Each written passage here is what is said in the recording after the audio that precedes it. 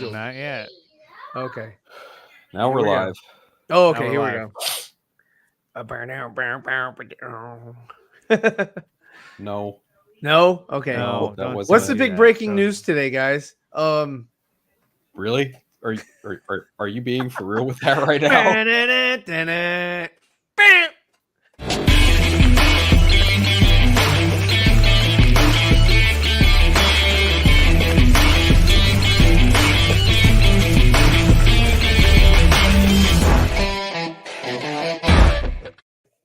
Welcome back, everybody. Thank you for joining us for another 4Nerds. We'll be, I guess, joined by our fourth nerd.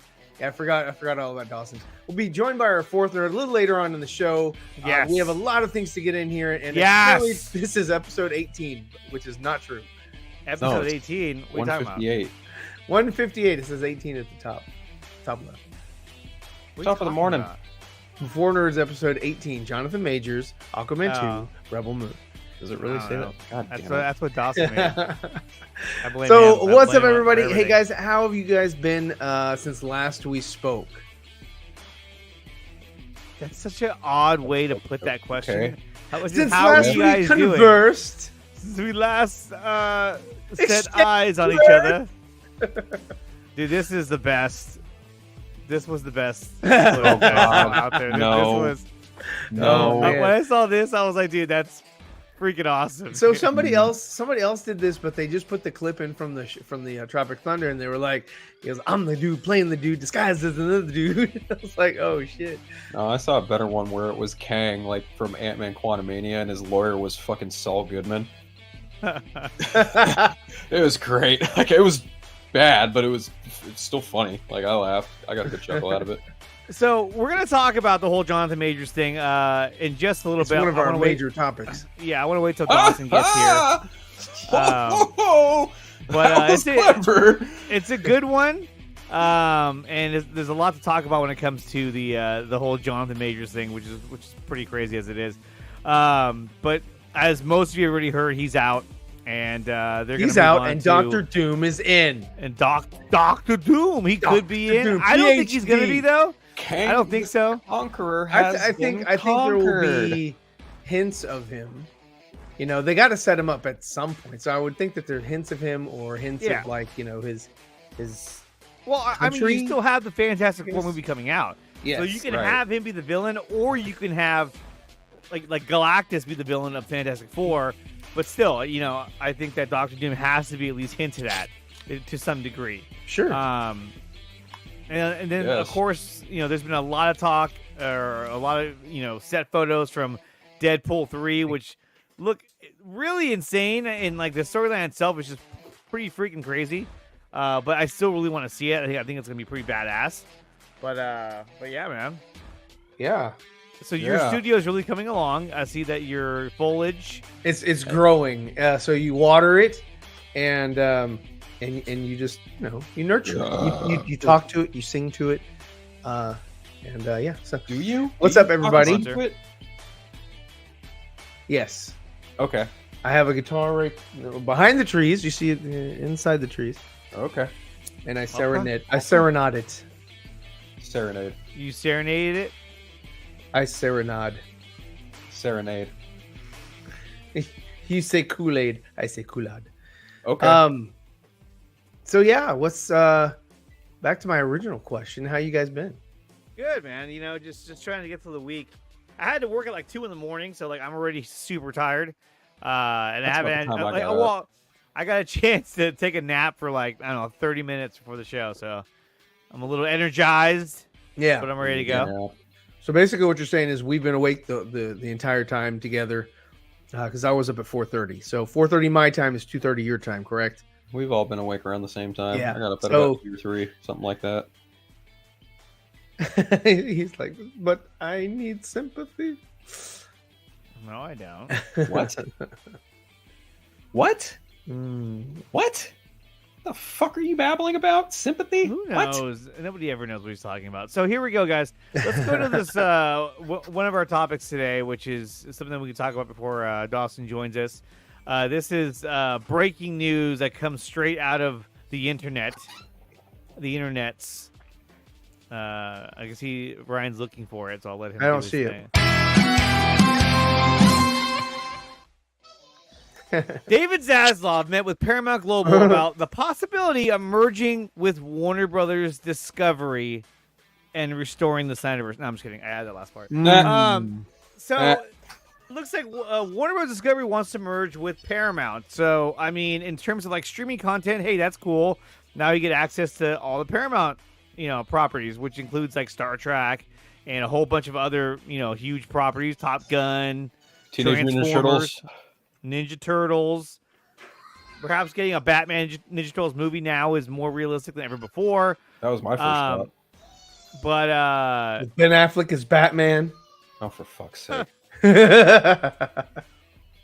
What do you guys think about the news about this possible merger, and what could it mean for future projects? Phil? Phil Connors? I don't care. This is par for the course these days. I mean, they're both companies that are in debt.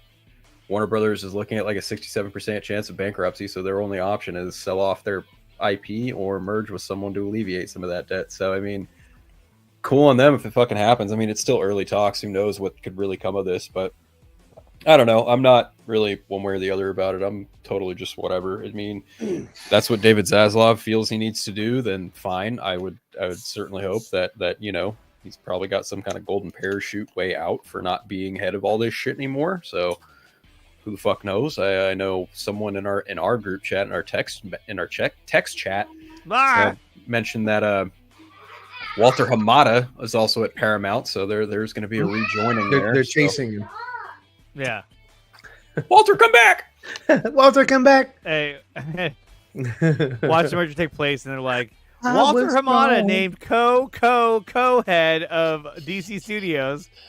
No, but so some of the details of this are kind of laid out here. The meeting between Zaslav and Backish, that's how you say her name, Backish, something like that. Yeah, well, Zaslav has spoken to Sherry Redstone, who owns Paramount's parent company, about a deal. WBD's market value was around $29 billion as of Wednesday, and Paramount was just at over $10 billion. So any merger would not be of equals.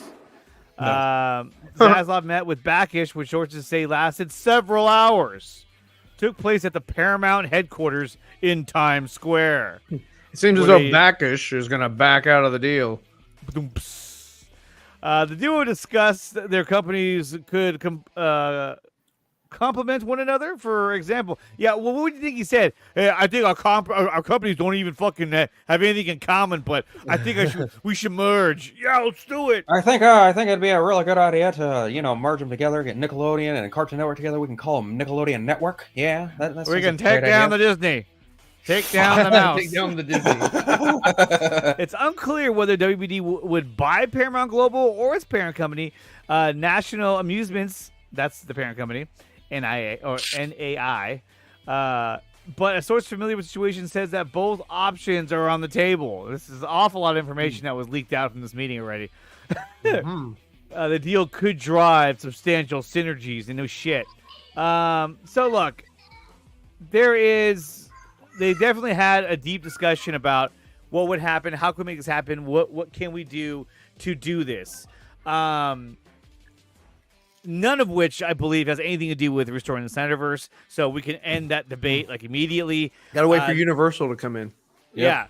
I think the plan is to have these two merge together so that Universal can buy them both. It's like having two fish eat each other, and then the big fish goes over and goes, "Rah!" There's always a bigger fish. There's always a bigger fish. And people putting that narrative out there are a bunch of fucking morons, by the way. RJ writes, it's important to note that WBD looking to grow their company and studio by merging the Paramount assets. This shows that WBD wants to continue to be a big player. They're not for sale. But will they license the IPs? If WBD merged with Paramount, that takes them off the board from being bought out by somebody else. Zaslav is the one pushing for this deal, And since WBD is a bigger company, they'd eat up Paramount. They'd gobble down the competition. They gobble them up.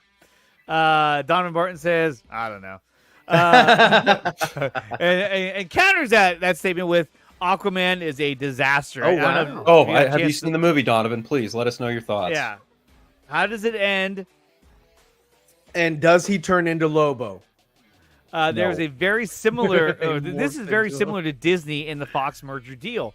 Just put WBD in Disney's place. Kinda, maybe. Yeah. See, the problem that I have with this is that you're fucking taking out like competition, right? So like, there's no more 20th Century Fox movies. There's no more. What was it? There's other companies that have been bought out or whatever, and it's just like, if at the end of the day. The only, like, let's say, Disney buys out fucking Universal and shit. It's just Warner Brothers versus No, Disney. they can't, because they're gonna buy the Snyderverse. They gotta keep that option open.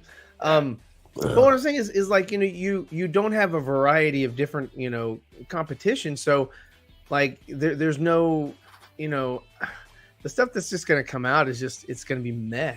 It's not going to be great. It's not going to be like, hey, we need to, we need to have good content to like, stay in the game. It's just like, hey, can you help us out with money? Because we're struggling over here. Sure. Like, and then nobody combined strength. Yeah, with our combined strength. And bring order to the galaxy. We can rule the galaxy as father and son. I mean, I get that, some people are like, yeah, this is great, but I don't see it as great. Because I mean, he told me enough. He told me you killed him. No, Zaslav did. Am your father. Oh, that's funny. It's a great movie. Great flick. I would say freaking flick. It's a near flawless movie. It is flawless. What are you talking about? Yeah, I mean, I can't. Come on, man. I can't think of any flaws in the movie. Neither can I. Ryan's contemplating. Okay, so the only flaw wasn't the fault of Irvin Kershner. That was the fault of George Lucas, and that was the whole love triangle shit. That eventually he was like, no, that's his sister. But if you're taking that aspect out of it, then yes, it'd be. Yeah, but that's only if you're like literally just applying Return of the Jedi in accordance with Empire. Yes. Even then, yes. Like that. Even then, that's it's a little moot. Standalone by itself. By itself, it's flawless. I mean, it's a great movie. It's a little aged, but even still, it aged like wine. So it did, but I don't know if this has anything to do with merging with Paramount. What are you eating? What is that? Like a double decker? What is that? Taco Bell? It's a quesadilla. Quesadilla. That's what we eat in Texas. That's all you eat in Texas. Mm-hmm. Yeah. I mean, I know that's not what you guys eat over in California. You guys are all about the BLTs and whatnot. BLTs. In California, we're all about burritos. You're all about In and Out. We're all about Mexican food, really. I've had your Mexican food, and it is not the same. It is not. You got to get closer to the border. It's not Tex-Mex. It's not Tex-Mex. Oh, it's just delicious. Anyway, so let's go back to this now that Ryan has completely shifted gears on us. Let's surround this topic. What does Hamada have to say? Exactly. We're talking about Paramount. This is where Walter Hamada still resides. I think he resides over their horror department. Correct. Yes. So even though they fired, Hamada and they got rid of all those other people, now they're going to reacquire him by via merger. Proxy. Yeah, by proxy. Now, There's look, irony there. Yeah, I mean, look. Here's the thing: is that like you're going to have a lot of people saying that this is somehow related or connected to Universal acquiring both these guys and all this shit. You just be careful who you listen to out there, because people are running with narratives right now just to get clicks and views, and it's pretty sad. Dude, Universal doesn't even have the capital to buy either of them right now. That's nonsense. It's absolute nonsensical bullshit. Like, anyone telling that or spinning that has absolutely no clue of how the industry works. I'm sorry. There's really no logic behind that. It's literally just there to drive a click and get someone to pay someone else money to hear what they want to hear. It's fucking ridiculous. Exactly. It's pretty bad. Because when it comes to that whole topic, I don't see that coming out of this. I think this is just an acquisition of IPs. So you got, let me see, there was a list I saw out there. Let me see if I can find it. There's a list of IPs that that Paramount has. Hold on, let me see. Off the top of my head, there's Star Trek, Transformers, G.I. Joe, Ninja Turtles, practically the entire catalog of Mission Nickelodeon. Impossible? Yes. Mission Impossible would also fall under that as well. Scream. I found it. Nope, that's not it. Hold on. Would Blumhouse fall under that, or is Blumhouse not owned by Paramount? I don't recall. I could be wrong about that. I'm honestly not too sure. That Blumhouse was owned by like Lionsgate or something, some small. I have company. no idea. Yeah. I don't remember off the top of my head. Here it is. Okay, it's actually a pretty hefty list. Mm. So we're looking at Dora. Yep, That's a G.I. heavy hitter. Joe. That's why it's number one. absolutely. G.I. Joe, Teenage Mutant Ninja Turtles, Star Trek, Terminator. Oh, let's hope that one stays dead for a while. Paw Patrol, SpongeBob, Yellowstone, Transformers, The Godfather. I don't know. Are you Is gonna reboot Paranormal Activity still a thing? that? I don't know. Mission Impossible. That's a good one. Avatar, The Last Airbender, not to be mistaken with James Cameron's Avatar. Right. So I mean, look, you got some good stuff in there. I mean, look, at the end of Transformers, they reintroduced G.I. Joe. Right. So I mean, that's a lot. And Nickelodeon's a big thing. I mean, I know Nickelodeon Studios in Orlando, Florida, doesn't exist anymore, but still, I mean, the content is there. Right. I Well, mean, it also includes like I mentioned earlier, the entire back catalog of anything that is shown on Nickelodeon. Like, it really wouldn't shock me to see like some kind of like if these two merge, you could easily see like Cartoon Network and Nickelodeon become one thing. Like that much I think is absolutely on the table too, because there's a hefty like animation presence between the two of them, and you could absolutely see both sides coming together and doing some new things. Honestly, that's arguably probably one of the bigger wins if this merger were to come to fruition. Just my opinion on that. Yeah, no, they're pretty good with animation. Like Warner Brothers used to have good animation, and now it sucks. So it's fertile ground. Yes. Fertile ground. They can they can dominate. Because the only thing that's come out that's of anything is just the latest Spider-Man, which is Sony. Right. So Yeah. it's like, I mean, there's plenty of room for growth. I want to see more animated movies. You know, I like them. I want to see, you know, I mean, like it could be, you know, whether it's traditional or CG. Yeah, sure, okay. no, I mean, I don't see that. I wouldn't doubt it. But they could do that with like a separate Batman. You know what I mean? No, he said live action. No, I was gonna say if they did something again where it's like theatrical, I could see him doing like a theatrical Batman, you know, with Teenage Mutant Ninja Turtles, but probably CG. And the thing is like they've already worked together on a movie that is exactly that. It's Batman versus SpongeBob. Teenage Mutant Ninja Turtles. Mhm. So Yeah, it's actually kind of a my- violent movie too. I was actually when I yeah. watched it, I was like, oh, this is a little violent. Okay, cool. All of Nickelodeon in their library too. That includes Avatar and all those names and all those animated Avatar movies from the newly created Avatar Studios. Huh. That's interesting. Trek is the most viable and versatile IP on that list. William, I would agree. I think that has the biggest potential with probably the biggest fan base that's already built in. Yeah. Star Trek, so you can really flesh that out.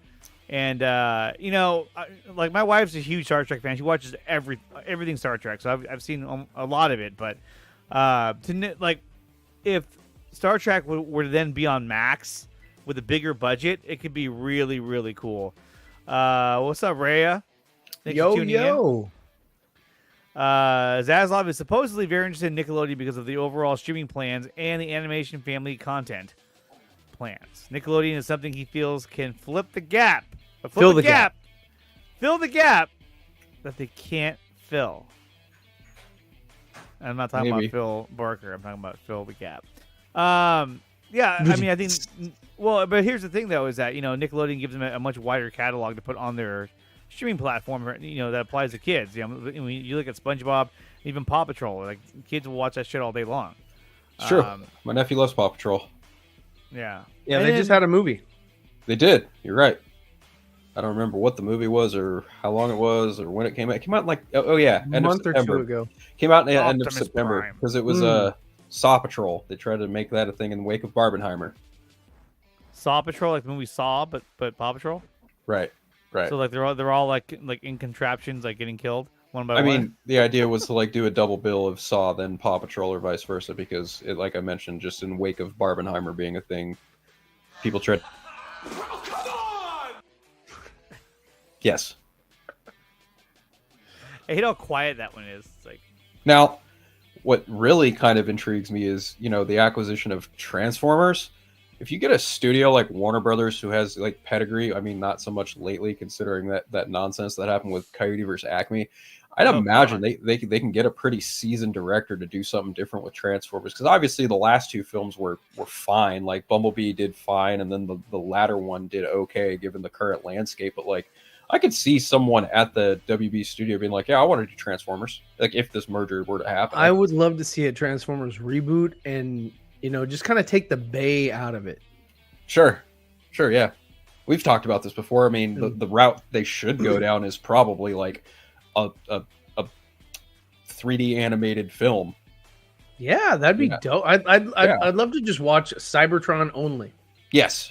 Take That'd out be the great. human element. I just want to watch these things, and the the history, the turmoil, all that, on Cybertron will play out. It'd be great to see, Alpha 1 turn into Prime. Sure. Absolutely. Bring Hot Rod back. Oh yeah, bring the real Hot Rod back. Yeah, bring the real Hot Rod back. That'd be great. I'd really like to see that. And honestly, yeah, that'd be cool. like Avatar, there's that show coming from Netflix here pretty soon. So I feel like they could absolutely probably milk another season, another different type of series of that after the Korra thing. Mm-hmm. Because I think Korra ended a while ago, but still, wouldn't that all shock me if someone at Paramount and WB went, "Yeah, we want to do another thing with Avatar"? It's like, you should make they've done Wind and Water. You've got Fire and Earth left. Make an Avatar that's Earth based or Fire based. Either one, I don't really care. Whichever one's next in the line. Mm. But Mission Impossible, I feel like that's pretty much has- all set in stone because McQuarrie and Tom are busy doing no longer Dead Reckoning Part 2, even though that's tentatively what it is titled, even though they've said that it's not going to be the title going forward for that movie. It's going to be very odd to see, if you buy Dead Reckoning Part 1 on the home release, it's going to say Dead Reckoning Part 1, and then when the next one comes out, it's not going to be Dead Reckoning Part 2. It's going to be something different. Michael Jackson did the same thing. Did he? He had his history, Volume 1 or Part 1 or whatever the hell it was. And I was like, okay, where's Part 2? Never got it. Yeah. What was it, Captain EO? No, Captain EO. That was a great movie at Disneyland. I loved For it. its time, For it's its very time. dated. If you watch it now, I think Just you can watch it on. another part of me. Where he opens his jacket and he's got a shirt on with a rainbow. Killing I was me. like, whoa! You're killing me. That was some legit shit back in the day, man. I'm telling you. Yeah. Anthony Belcher writes, the funny thing is that Walter Hamada will probably go back to WB. He left because of them. Yeah, I know. So I'm saying they're going to reacquire Hamada through a merger. So it's kind of like, oh shit. He's probably like, looking can I have my old office back? probably looking at this like, fuck, not again. No.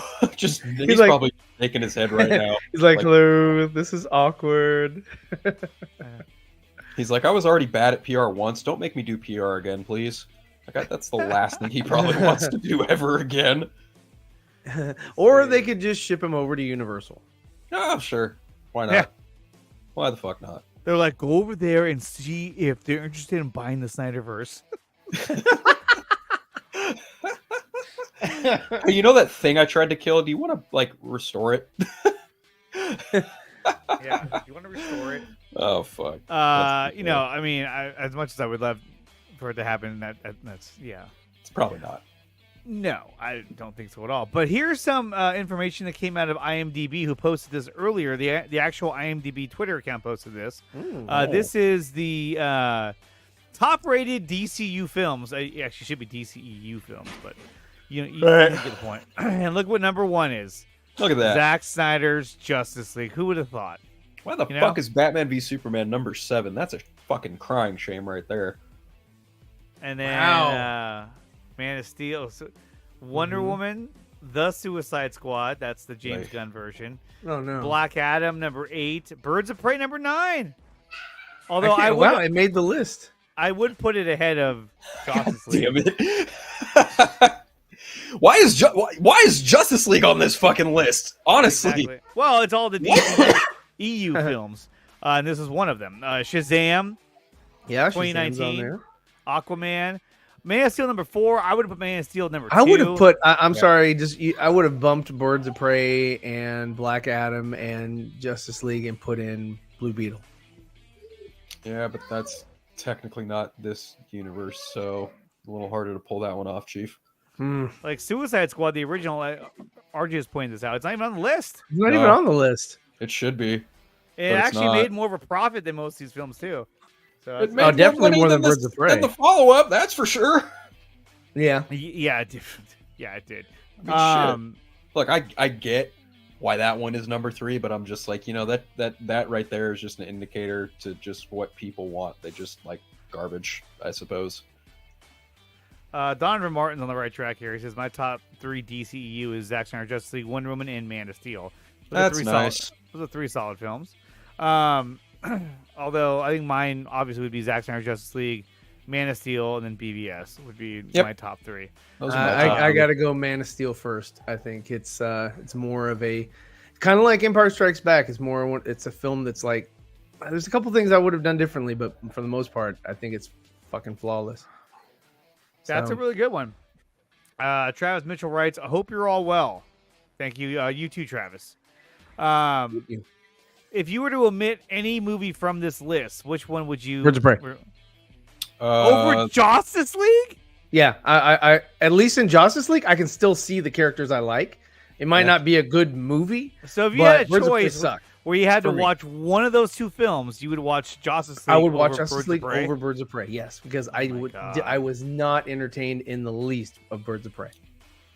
You do you, boo boo. I'll Yeah. take fucking Birds of Prey over Justice League any day of the week. I Yeah, hate- Justice League would be the one that has to go. At least, Yeah. look. At least I get to see the characters I want to see, the actors that I want to see. That's all. Look, the only Outside- problem for me with Birds of Prey is Rosie Perez. That's literally my only. Oh, I would Major I would say issue. that, and then the girl who plays what's her name? Sandra Kane.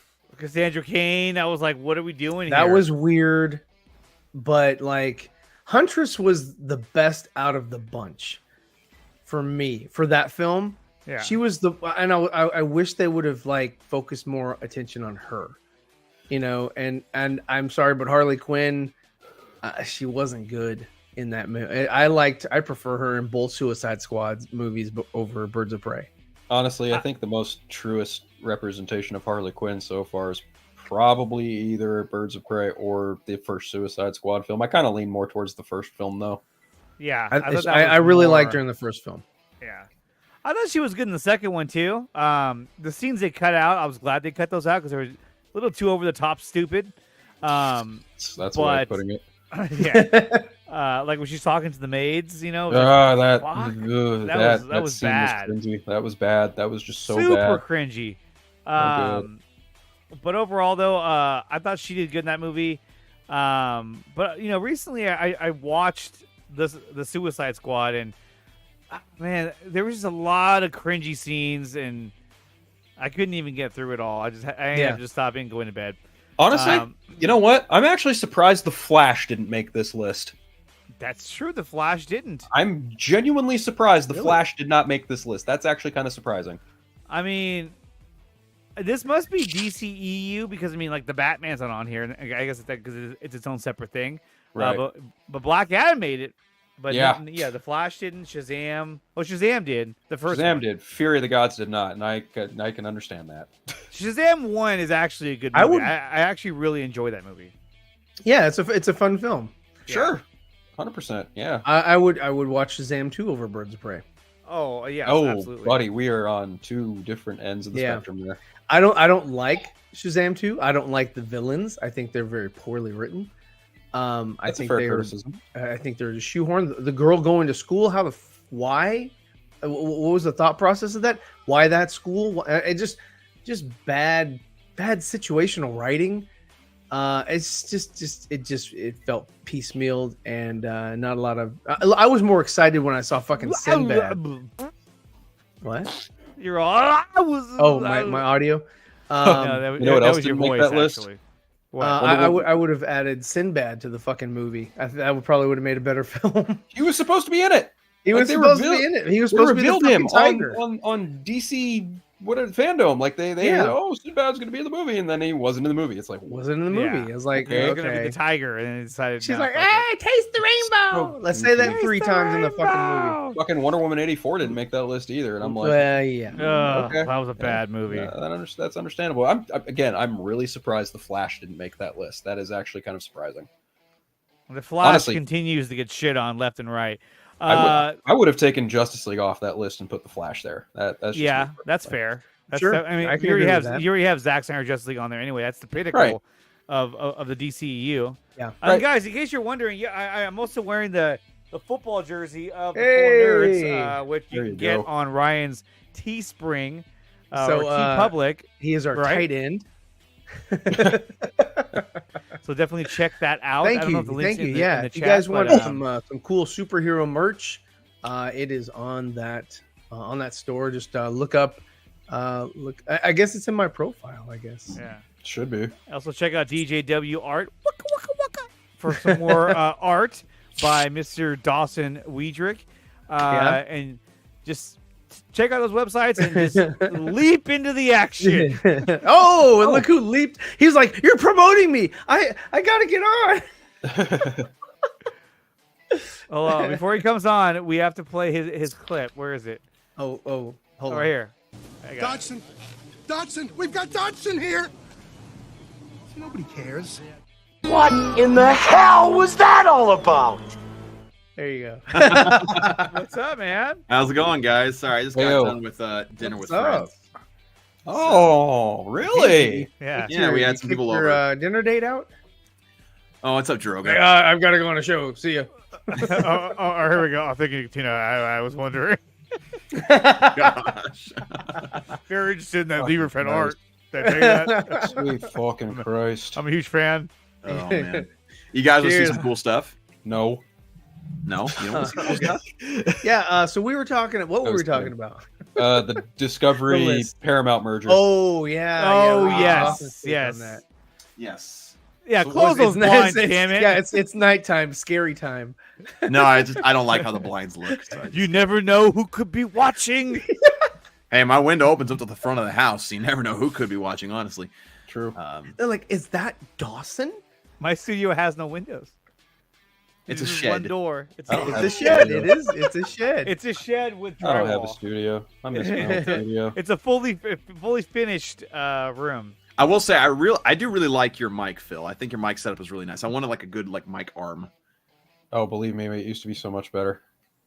Hey, there you go. But meh. Whatever. He's like, Yeah, hey guys, yeah. Thanks for the been some hard compliment, but you times. could have done a better job. No. I'm saying my setup could be better. That's what I'm getting at. But sure. Oh, okay. So what have you guys already said about the this Warner Bros. Discovery? Paramount? What I we think said covered was pretty much everything. enough. If you well, want to know what we said, go watch the show. Fuck. I don't want. what to. we said was, well, right off the bat, we announced that they have no intention of probably restoring the Snyderverse. So just to get that out of the way. This is true. We went over some of the IPs that they would be acquiring, which would be like Transformers and Dora the Explorer and Paw Patrol, Nickelodeon, all that shit. Mission Impossible, which is coming to an end, so they're gonna have to reboot that if they want to, Oh take god. advantage of that. But I mean, look, Zaslav had the meeting with the people in charge of our Paramount, and then we actually have a clip of the meeting right here. Let's go ahead and take a look at that. Look at me, sure. Look at me, sure. I'm the captain now. David Zaslav being very upfront. Oh gosh. So like my question that I have about that actually is, again, I'm not like knowledgeable about all the legal aspects of merging companies and such, but like, do we know what's up, Raya? Or Rhea? See, yeah, Rhea. The Last Dragon. So again, my question is, when it comes to like mergers like this, because obviously Warner Bros. Discovery is in a lot of debt. Do we know if like Paramount is in any debt? I mean, most of the studios I feel like are in some kind of debt. Well, they all said are. that WBD, its value is about $29 billion, while Paramount is about $10 billion. So essentially, by merging with them, they would just acquire all of their IPs, and I'm sure they'll fire everybody.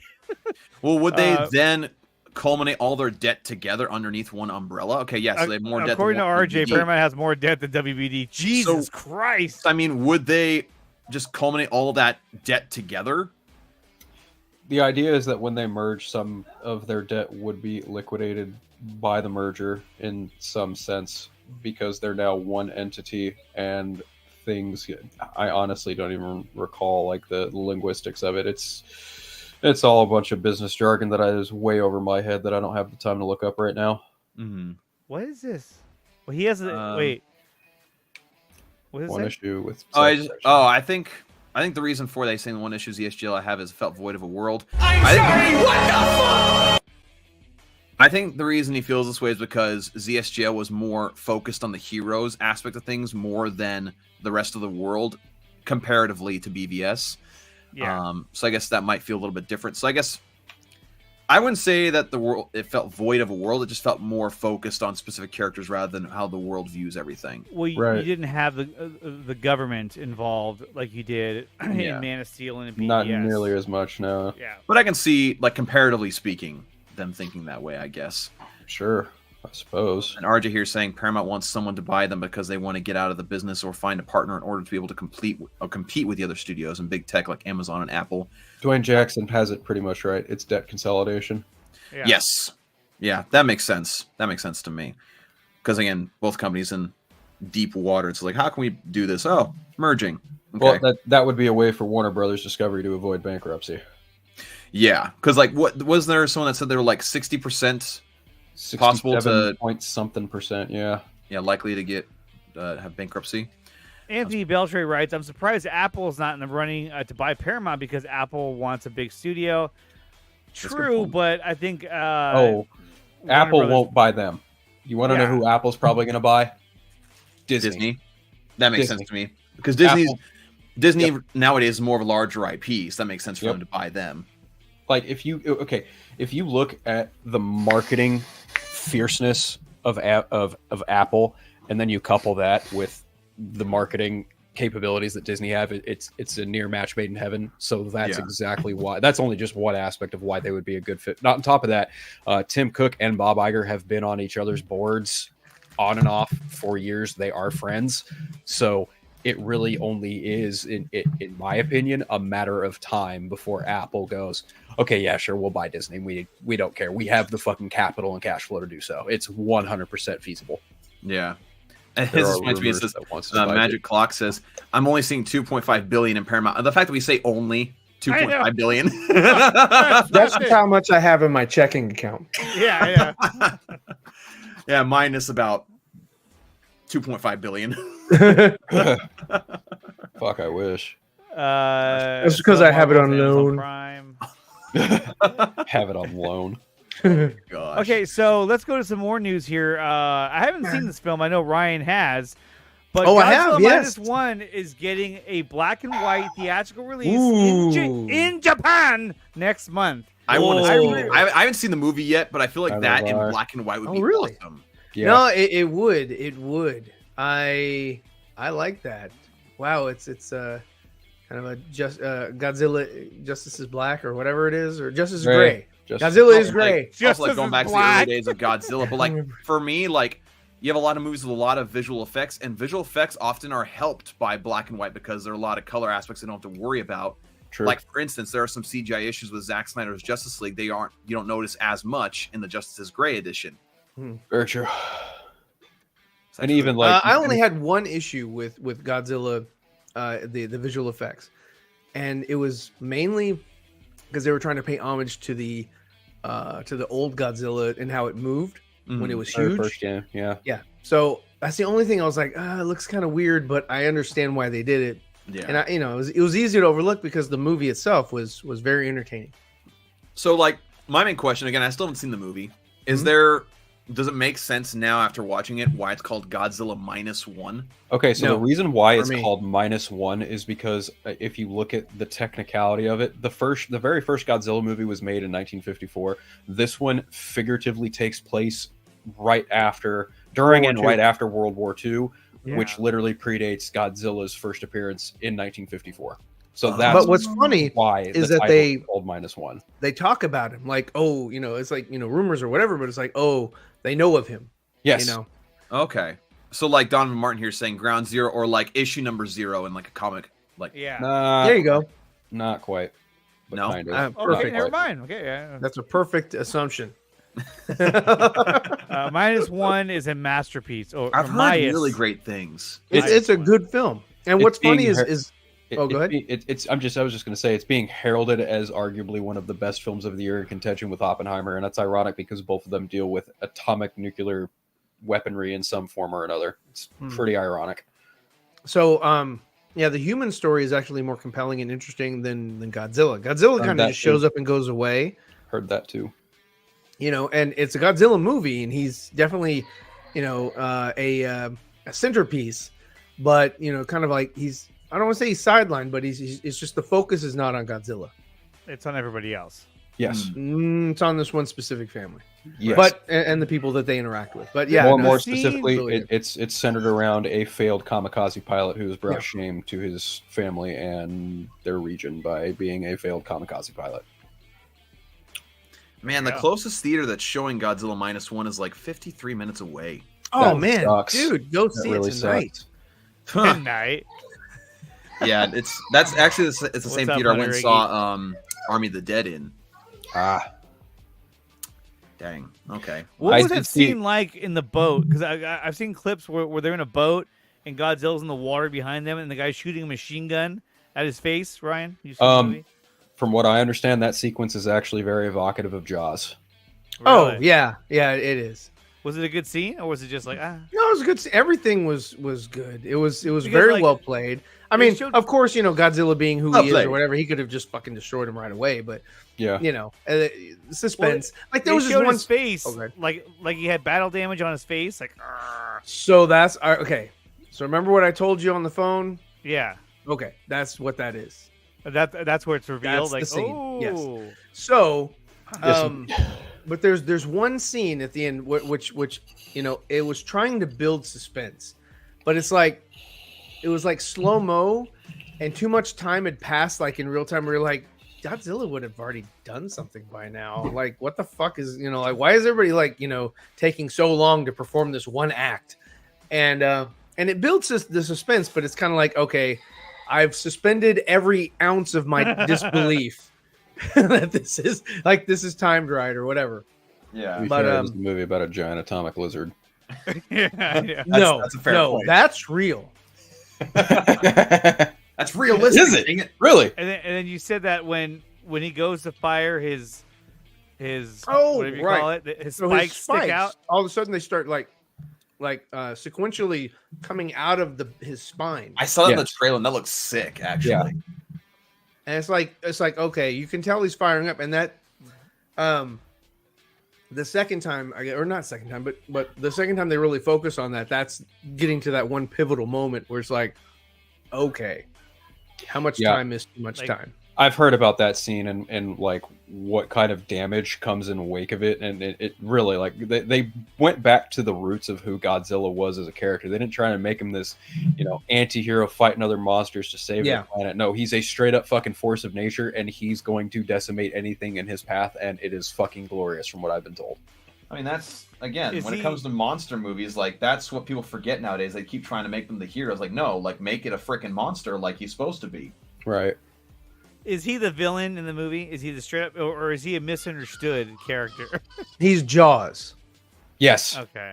he's So Jaws. just as Bruce was the villain, so is Godzilla. Godzilla. Right.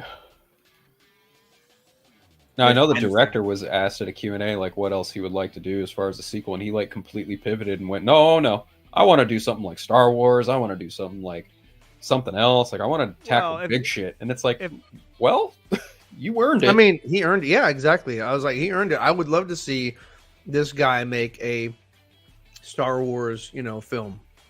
Like in the vein of like something like Andor or Rogue One. Yes, Yeah. exactly. Like show me a part of the universe. What is your take? Yeah. Viable. Yeah. And I that agree. would be good.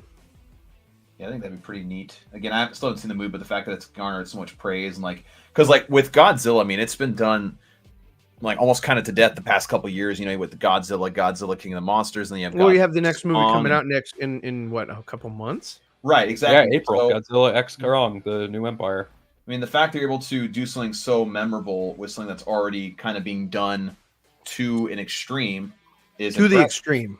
Yeah, to the extreme, like It's a almost, from what I understand, it's almost like not quite a remake, but it's in that same ballpark as a remake because, again, it's titled -1 for very specific reasons because it's, again, not like an outright remake of the 54 movie, but it's very much inspired by that, Jaws, and a lot of other old school monster flicks that you just don't see in the traditional sense anymore. Like it's just something that's just almost non-existent in this film landscape. yeah, which is unfortunate. And So also, went to the tragic backstory. It's like, no, you don't. Just let it be a monster. I saw that the movie's made already like $60 some odd million on like less than a $15 million budget. It's like, oh, people in Hollywood need to take fucking notes. And like we always say, they're going to learn the wrong lessons from it. Yep, they always- are. They always do. They're like, more kamikaze movies.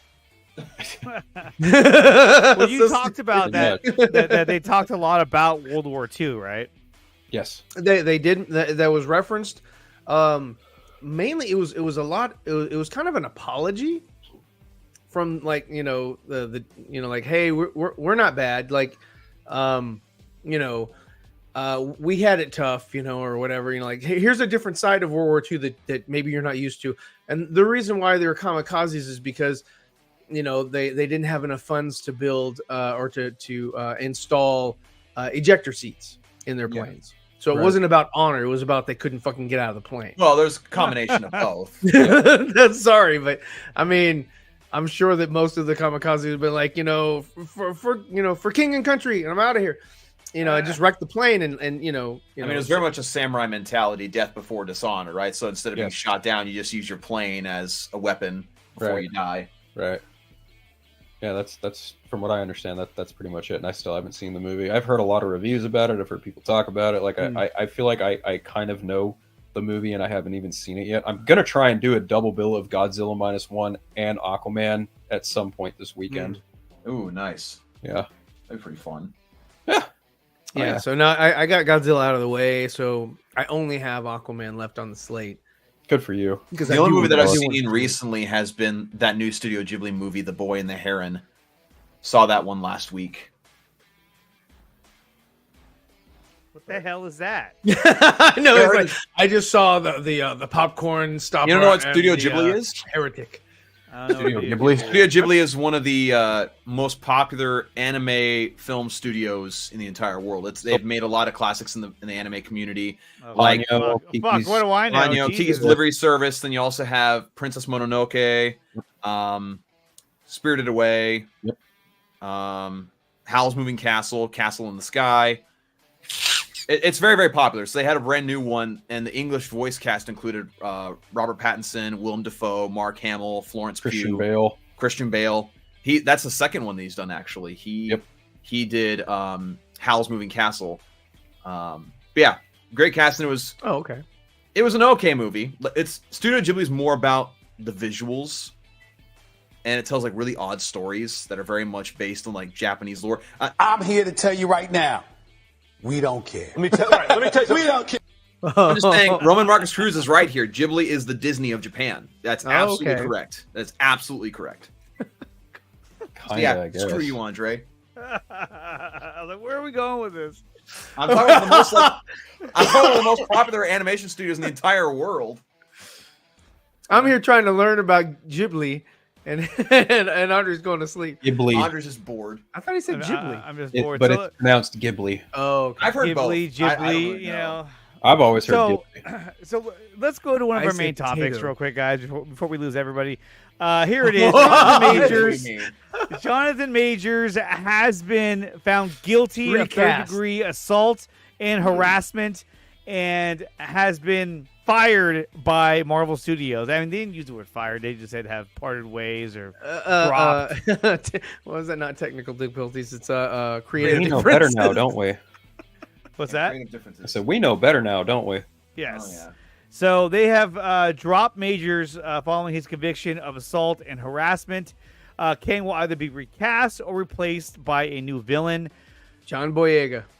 I think He already said no. He already said no. He said no. He said Yeah. no. He's not doing it. You're on supposed Twitter. to media like basically saying like head shaking, like no. Yeah, Yep. he had a head. Oh, shake, he's like, you're not gonna meme. Disney Plus me.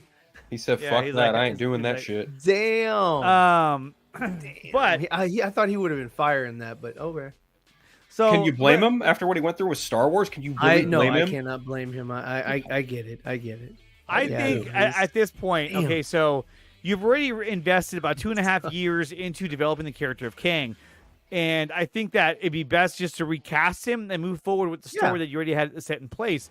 But Yeah. here's the thing, though, These is people that are actors. I know, but here's the thing: is that because of COVID, because of all the shit that's been happening with the writer's strike and all that, I don't know if a lot of general audience Marvel fans know what the fuck is even happening in the overall storyline. That's true. I don't know because I mean they watched Kang the Conqueror, get defeated in Quantumania. Right. And then the only thing that would lead you to believe that there's still a threat is the end credit scene in Quantumania, where it showed the Kang Dynasty all assembled outside of the multiverse. Now, the problem is that like I don't know if the general audience remembers that. So it's kind of like, well, do we Probably just not. continue on with this story, or do we just pivot to a new big bad? Pretend Right. like, oh, we weren't doing that. I have to say that Jonathan Majors, he was good in Loki. He was good in his, he was the most interesting part of Quantumania. But but his character in this overall phase or whatever is very forgettable. Like you could just say, okay, well, we're gonna pivot to someone else, not Doctor Doom, but just like pivot to somewhere else in the universe, who slowly becomes another threat or whatever, or I don't. I mean, and I don't think general Galactus audiences is would bat right an eye. fucking there. Galactus is right there. Ready Oh to yeah, be yeah. found There you utilized. go. And that was one of the things I brought up in my short that I released was that Nice. you either go to Doctor Wait a Doom minute. or you Wait go a to minute, Galactus. Andre, you made a short on this? You were so quick to make something about this? Really? Fuck yeah.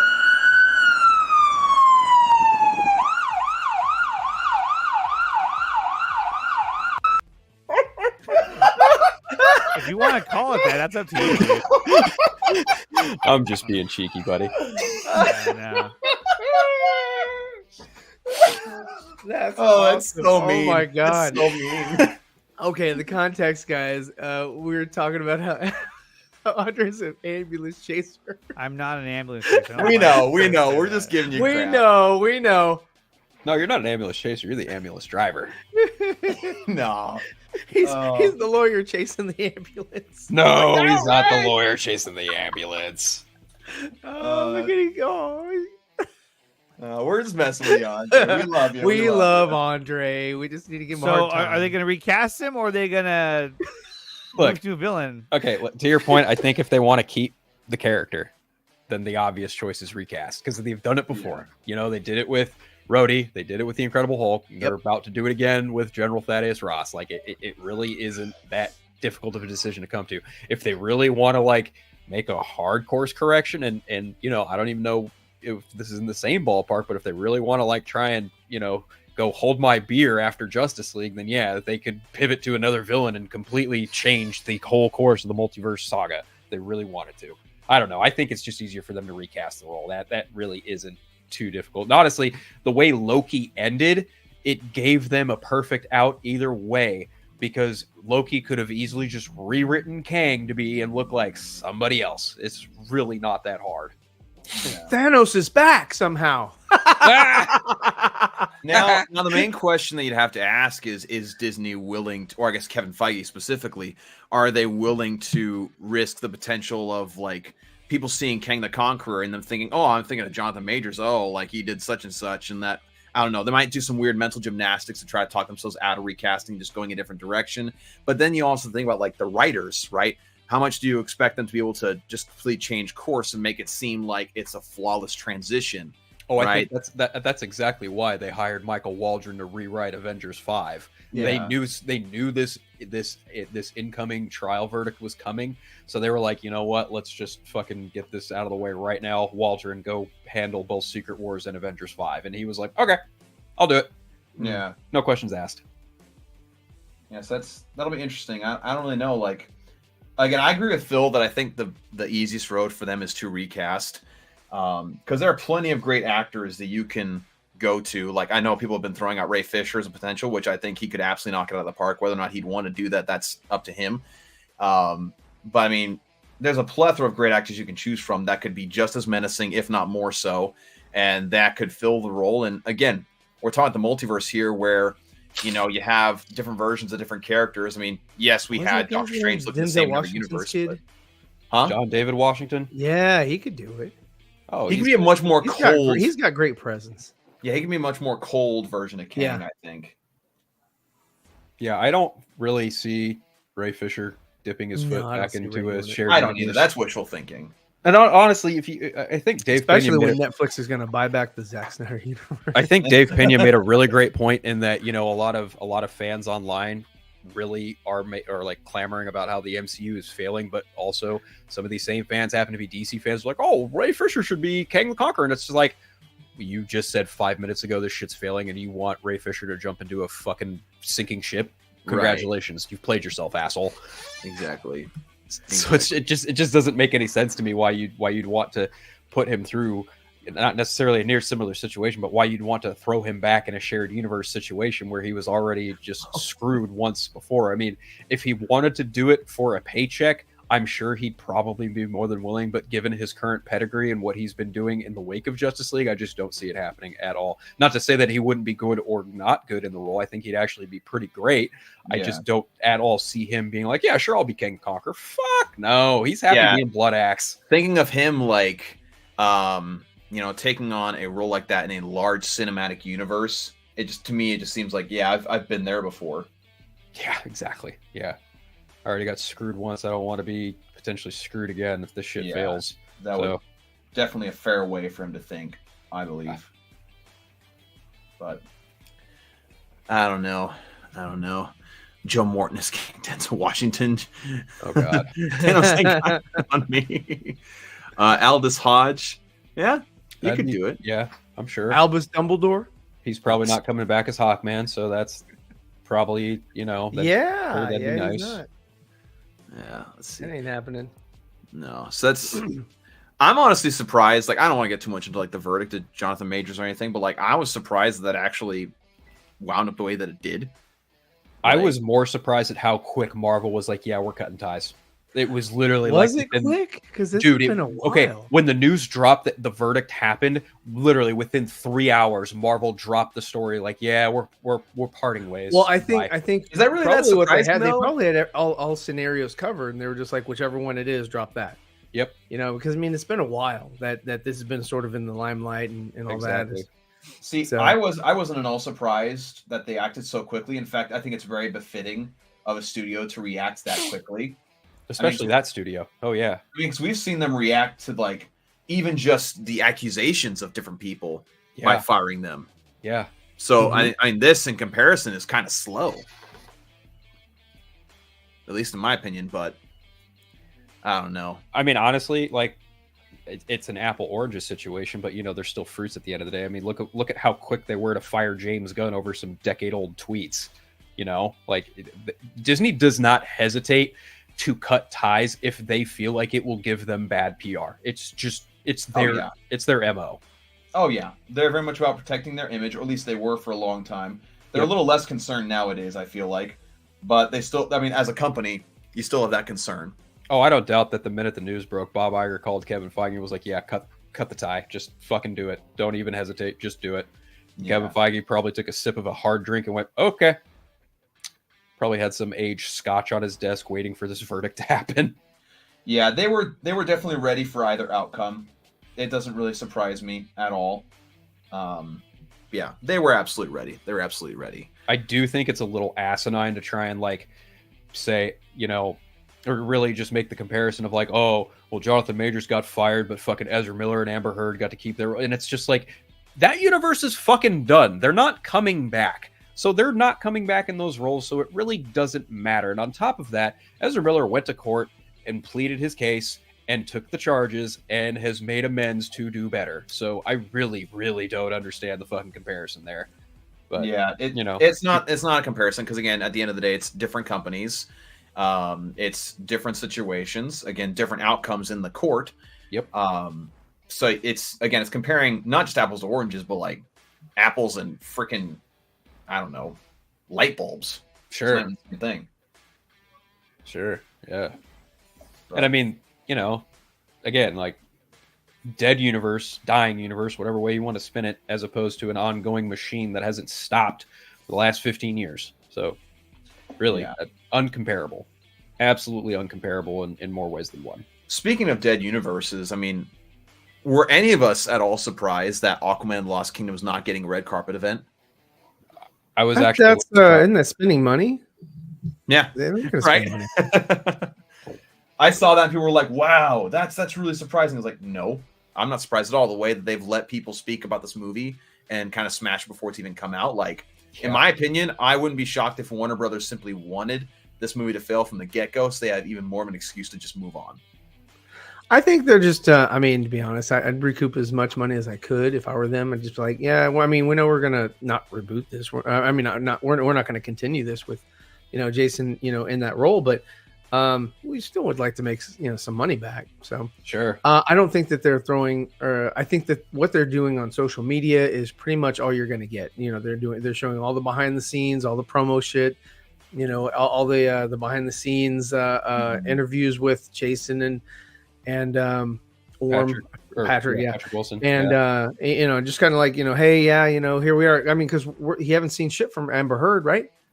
Yeah, they're not showing any of that, and that's another reason why they're not, promoting it, because they don't want that backlash of like, hey, don't forget, guys, this movie has this chick in it, and we don't like her, and all, Yeah, they don't want all that extra baggage, so they're just kind of like, okay, we're just going to release this as is, and we'll make our money from Wonka. They also probably spent a lot of their good DC money on the Flash's red carpet premiere, and we all saw how that went. So that's true. That's a very and what was unfortunate for that was that they couldn't even promote the Flash that much because of Ezra Miller. Same thing with that other what was that Dumbledore movie, the Fantastic Beast thing. Yeah, Secrets of Dumbledore. Couldn't even really promote it. He wasn't there for that. He didn't do the junkets. He didn't do any of that because of all the things that were going on with him. So yeah, I mean, I think that I'm not surprised. I'm not surprised they're not spending money to promote the film. Yeah, no, they're very much content to let the universe. I mean, obviously they're moving on, but they're very much content to let the universe kind of go out on a whimper. And he left a little bit ago. I don't know if he had difficulties or not, but anyway, probably my fault. No, he hasn't had much sleep today, so he's kind of tired. I think he's tuckered out. Yeah, he's all tuckered out. Well, now I feel bad for playing that ambulance thing because I feel like I might have scooted him off. If that was the reason, then I mean, if he can dish it, he should be able to take it. So yeah, but it was funny, and it was based off of a little conversation that we had off camera, and it was silly, and so yeah, hopefully he's still watching. Hopefully he'll be back, but if not, then I hope he. I hope that he does sleep well. Yes, sleep. In the meantime, you guys want to see some cool stuff that I got today? Sure. Okay. All right. Christmas came early today, and you're going to see why. So first, I'm going to start with some comic stuff. All right. So first thing to show, well, actually, got a little Avengers card deck. Simple. Also got this Batflick trading card in today. It's one of those things. And then now to comic stuff. There was a comic series that came out earlier this year called Batman the Knight. And there were some variant covers done. Greg Capullo did one. Got his black and white cover. signed by Greg Capullo. Boom. Got that. Then 300, the graphic novel, had its 25th anniversary. Greg Capullo did a cover for that. Got both versions. Boom. One with the logo, one without. Then, these are the goodies.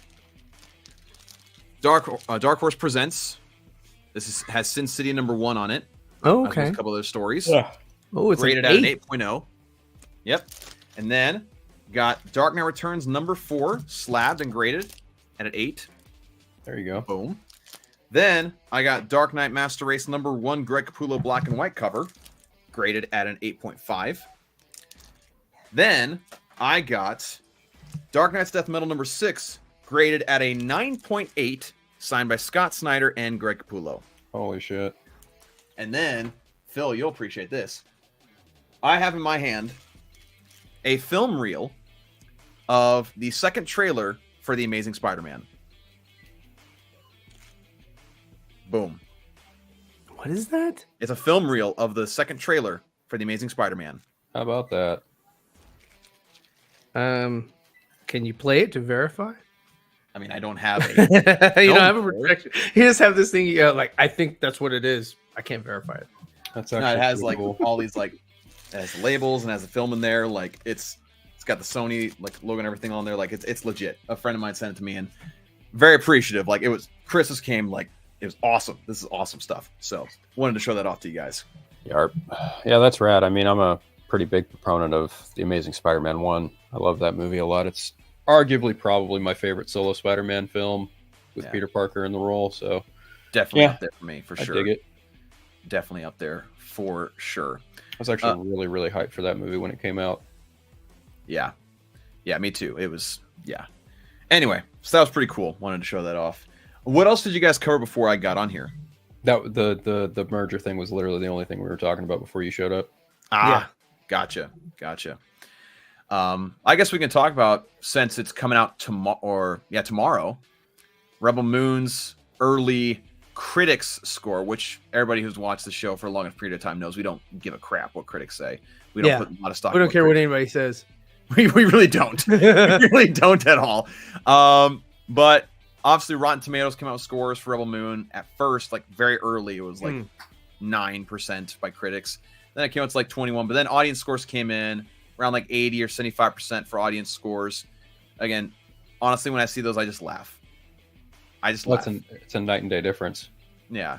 It's also like, I even put out a tweet like, we live in the year almost 2024, and there's people who still put stock in like what Rotten Tomatoes says. Yeah. Like, is Yeah. that really something we still do? Like I literally had a conversation with someone on Threads because they were like, "Oh yeah, well if the Rotten Tomato score is above 60, I'll go check it out. If not, I won't even bother because it tells me it's a bad movie." I was like, "You are literally incapable of forming your own opinion. Congratulations." Yep. Yeah. I know a lot of people in my life that are like, "Oh yeah, I go to Rotten Tomatoes scores." And I'm just like, "No, I just look at the trailer. If it looks interesting, I'll go and see it. If I like the cast, if I think it looks like an interesting story and the effects look great, then I'll go see it." And also, like, it's important to note that a lot of those critical reviews that are aggregated on Rotten Tomatoes, if you look at a lot of them, specifically for Rebel Moon, it's literally just a lot of the same haters just hating on Zach and even like citing his fan base as a reason for not liking the movie. And it's like, that's not real criticism. This isn't even a real delicate or intricate or even like honest form of criticism, because you're literally just mad at a fan base over a fucking movie, and that's why you don't like the movie. That's pretty ignorant. It's very easy to tell that a lot of those critics just simply have a hate boner for Zack Snyder. And someone gets like, "Oh, well, the critic score is bad." It's like, let's be honest. It's been a long time since critics have been really generous to Zack Snyder at all. I mean, even with Zack Snyder's Justice League, like, it had better scores than he had recently. But, like, even then, it's still, like, there are people that tried to say negative things about it when there was stuff that just wasn't there. Oh, they did it with Army of the Dead, too. Oh, yeah.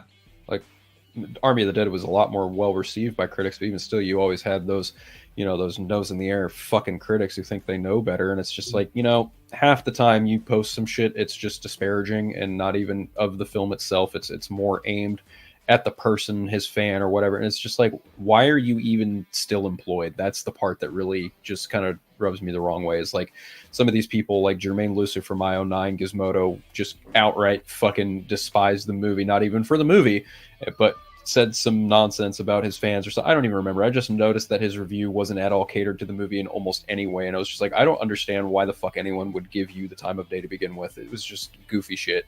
Just some real stupid, goofy shit on Rotten Tomatoes that some of these critics are saying. Well, I also saw on like IGN. And, oh, God. Yeah, where they put like a 3 out of 10. And I saw they had given Thor Love and Thunder like a 7.5. And I literally just retweeted that and said, "We've seen what makes you cheer. I can't take you seriously." Exactly. Like IGN specifically has just absolutely gone down the fucking drain. I mean, for God's sakes, they're what IGN stands for, Internet Gaming News, and they've literally gone past that. And it's just like, I don't even know why you guys even bothered reviewing the movie when you're not even really a movie website per se. Yeah, it's just goofy, stupid shit. Yeah. And I've also seen like the narrative, people saying like, oh, they should have just put out the 3.5 hour version instead of a PG-13 cut. Is like, well, here's the thing is that, and I know your feelings toward James Cameron, Phil, but James Cameron's doing a similar thing. He's approaching it a similar way with Avatar 3, where he wants to make a 2.5 hour version and then a 6 or 9 hour version with all this footage and world building. It's the exact same thing. It's a case of film study where if you want a shorter condensed version for more commercial consumption, then you have a 2.5 hour or maybe 2 hour cut, and then have another one where it is more of a deep dive and more fleshed out storyline, more in depth. I mean, it's just, I don't know. To me, it's fine. It makes sense. It makes it to where you can compare how storytelling is done in different formats. And I think that's just, I don't know. To me, that's fascinating. Some people don't have the, the patience or the desire to do that, which is like fair, but I don't know. I always think it's fun to compare different cuts of movies. Sometimes you can see a great difference, and some it's just like there's just very subtle differences. I look, I get it 100%, but also either way, either cut of the movie, you already know that those critics had their shit pre-written, ready to go. Like it really isn't at all surprising. If they released the 3.5 hour version, they just complained that it was too long. Right? That'd be their complaint. They're like, oh, you can't tell a story in a short enough amount of time. But here's the funny thing, though. A lot of those same critics probably sat there and gave Dune Part 1 nothing but short of rave reviews. And it's a nearly 3 hour movie in the same made in a similar vein. It's just like it's very clear where the biases stand is ultimately what I'm getting at. Mm-hmm.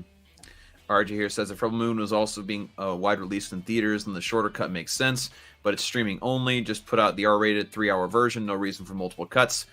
I mean, I can see why people would think there's no reason, except for the fact that Zach and Netflix wanted to. Yeah, it was their intention from the go. Yeah.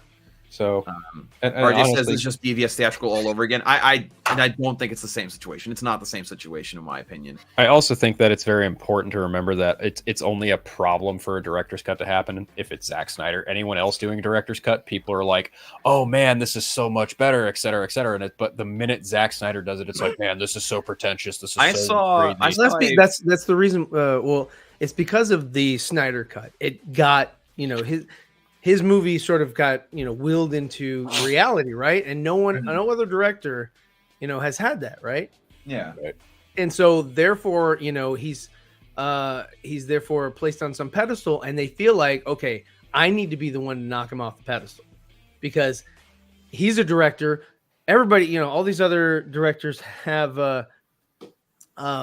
director's cuts, but he's the only one that like everybody made a big deal about, hashtag all that. No one else is getting that kind of praise, love. So I'm gonna take him down a peg or two or whatever, right? Mm-hmm. And so yeah, you got haters that come off and do that kind of shit. It's like, who cares, man? I mean, the only thing that would kind of, I don't want to say level the playing field, but just sort of like take it down a little bit from uniqueness is if we got the Ayer cut. Because then it wouldn't just be solely Zack Snyder's cut that got out and was willed into reality. Donner's cut only came about because they were trying to make money for Superman Returns and trying to get access to Marlon Brando's estate to put him in the Superman Returns movie as well. Yeah. But Zack is the only one where like the fans kind of like cried out and said, "Hey, we want this" or whatever, and it was just like it's a perfect storm. Nothing was going on, nothing was being made. We're in the middle of a pandemic. They have this thing that could be finished that was like that could potentially, bring a lot of viewers to their platform. So they were like, yeah, sure, and we'll just keep the viewers hopefully, and we're not going to really say anything, and if they stay, they stay. If they go, they go. But I think that's the one or the main reason why a lot of these critics and people want to slam Zach for anything that he does, because he got special treatment, and they're like, fuck special treatment. It's I'll sort see of like some that, pages where like some movie buffs saying like, oh well, if you need an extra cut of your movie, then you're not a good director. Then someone retweeted that saying like all these different names of people that have had director's cuts, like people like Ridley Scott or even Martin Scorsese, like all these different people who've had multiple cuts of their film. And I think I've seen some people in the chat saying like, well, why would they want to see a director's cut if the first cut's not any good? We don't know if it's any good. We know the critics didn't like it. We all see that general audience scores are decently high for the movie. And so for that reason, like for instance, people are using the example of BVS, right? BVS, the reason that theatrical cut doesn't work is because so many different things are changed. And so parts of the story that make the story work better were cut out, which we don't know is the case with Rebel Moon. The main complaint that I've heard is that they wish that they had some more time with characters, and there was some slight character development that would have been added on. That's what they wished for it. But overall, it was a fun time. If that's the only issue, then I don't think that's a problem personally. I don't see that making a bad movie. And so honestly, for me, also I'm going to watch it tomorrow when it comes out. I'm going to enjoy the heck out of it. And, I'm going to see if it's good, then it makes me want the director's cut even more. It's going to be great. The director's cut, I mean. But I think people automatically saying, oh, well, this first version's not good. A lot of them are saying that not by experience, but just by what the critics are saying. Sure. I mean, it's also, I think, a different situation than Batman vs. Superman, because that one was literally hacked to shit in the editing room per executives, whereas I feel like with Rebel Moon, Zach was totally fine with a condensed, truncated version of his story, but he's always like, the R-rated cut is leagues and bounds the movie that I intended to make, and it's for sure like my ideal cut of the film. And I honestly, like, going back to James Cameron's comment about making a 2.5 hour condensed version for people to enjoy, as opposed to like a 6 to 9 hour experience. It's literally just nothing more than film study at that point. And who better to make that case than the guy who's literally on top of the box office? Like, look, I've got my criticisms against James Cameron as a filmmaker. That still does not negate or at all do I think that makes him a lesser filmmaker. Right. And another thing for me, you mentioned BVS too, is that you mentioned BVS being cut up all to hell by the studio. I would be hard pressed to believe that Zack Snyder was not heavily involved in the editing of this shorter, quote unquote, studio cut. Right. Like it would make very little sense to me if Netflix was just like, no, just stay out. We're going to edit it and make it shorter. And no, I guarantee he was very much involved in what things to cut out, what things are important to keep. Sure. And it's also imperative to remember that, like, I think outside of like Dawn of the Dead, there might be a director's cut of Dawn of the Dead. I'm not 100% sure on that, but like minus Man of Steel and Sucker Punch, but Sucker Punch is a completely different conversation because that's owned up. The rights to that are tied up with another studio. I don't remember where, but more often than not, he usually gets a director's cut on home DVD sales, and that's basically kind of what he compared it to now with Rebel Moon. He was like, look, we're getting a theatrical cut. They're not really a theatrical, but because it's not a wide release theatrical sense, but we're getting the condensed version and then we're getting the R-rated version. That's how I've been doing it for fucking years. So this really shouldn't come as a shock to anybody. Yeah. I think another thing too that I think might be sort of to blame for some people like expecting not too much from this studio cut is that I think the trailers for the movie, in my opinion, haven't quite done it justice as far as letting people know how original this is in comparison to what people might think. Sure. A lot of people think this is just simply a derivative of Star Wars, and like obviously there's influences, but like from things that I saw again that I can't get into, not until April. Yeah, not. Yeah. Gosh, it sucks. I'll get into that in a second, but I think there's a lot more original to this than a lot of people are expecting, as far as like how the world is built, how things in the world work, and I think a lot of those even subtle things will make it more interesting for people to watch. But to your point, Ryan, I found out I can't talk about or share footage of the set visit that I had until part 2 comes out. I just learned that recently, and that's it's fine. I'm fine. He'll be fine. You'll be fine, man. I mean, we'll have already moved on to Planet of the Dead and all that, and you can finally share what you did on the Rebel Moon set. What's 4 more months? Yeah, what's 4 more months? I mean, you've waited this long, right? Again, I'm just being dramatic. Yeah. A little over dramatic. That's fine. But yeah, I mean, it does. You're right. The promos and all that, they don't really show what exactly this thing is, other than just a regular run-of-the-mill sci-fi movie with a couple of red lightsaber looking things. Because it really doesn't. It doesn't kind of give you a gist of like what to really expect. I'll be right back, guys.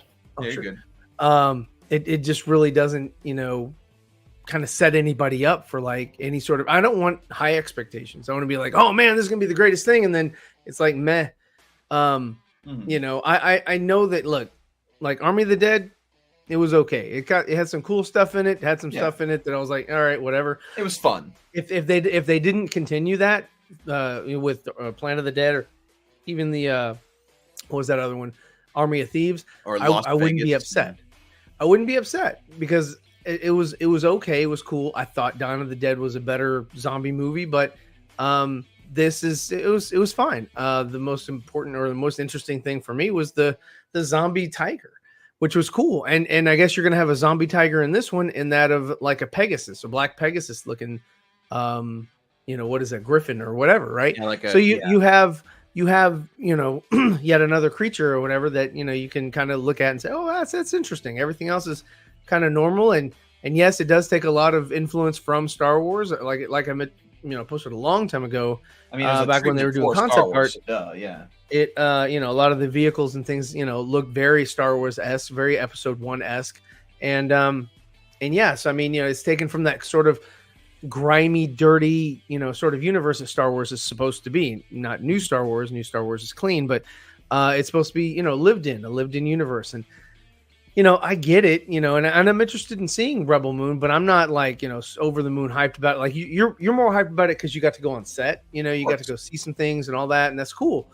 But for me, just like your average user, I'm like, I'm interested, but I'm not like overly like, oh my god, I'd rather watch this than anything else the rest of the year. I'll watch it, and cool, but we'll see. If it's good, then I'll say it's good. If it's bad, or if it has a lot of flaws, then I'm not biased. I'm just going to say, hey, you know what? This is what it is. Yeah. For me, I imagine that even if it's like, let's say it's a bad movie, which I highly doubt that it will be. For me, like you said, I got to see the set. It was a cool experience. It would probably be a lot harder for me to admit if it was a bad movie. Like I'd see a bunch of things that look familiar or things that get me hyped about my experience that I had. So like for me, I'd definitely be more of a biased voice as far as talking about the movie and its quality. And so I guess that's what people can expect from me. Like even if this movie is like maybe like what, if I gave it like a 60%, I'd still be like overly hyped talking about it, right? I imagine it'll be more right around 75 to 80, maybe 85%. Yeah, I mean, even if I went, when they were filming it downtown, when they were shooting RoboCop 2 here, and I saw, them shooting the scenes or whatever, I'd be more hyped to see it. Yeah. Because I got to see something, I got to see what they did in the streets, or if, I went down and saw, pieces of Tin Cup or whatever, or fucking sidekicks from, with Chuck Norris or whatever. And I saw them on set, like, wow, I'd be more like hyped to see that shit. Right. Mm-hmm. And so I understand, where you're coming from as far as like why you're overly hyped about it.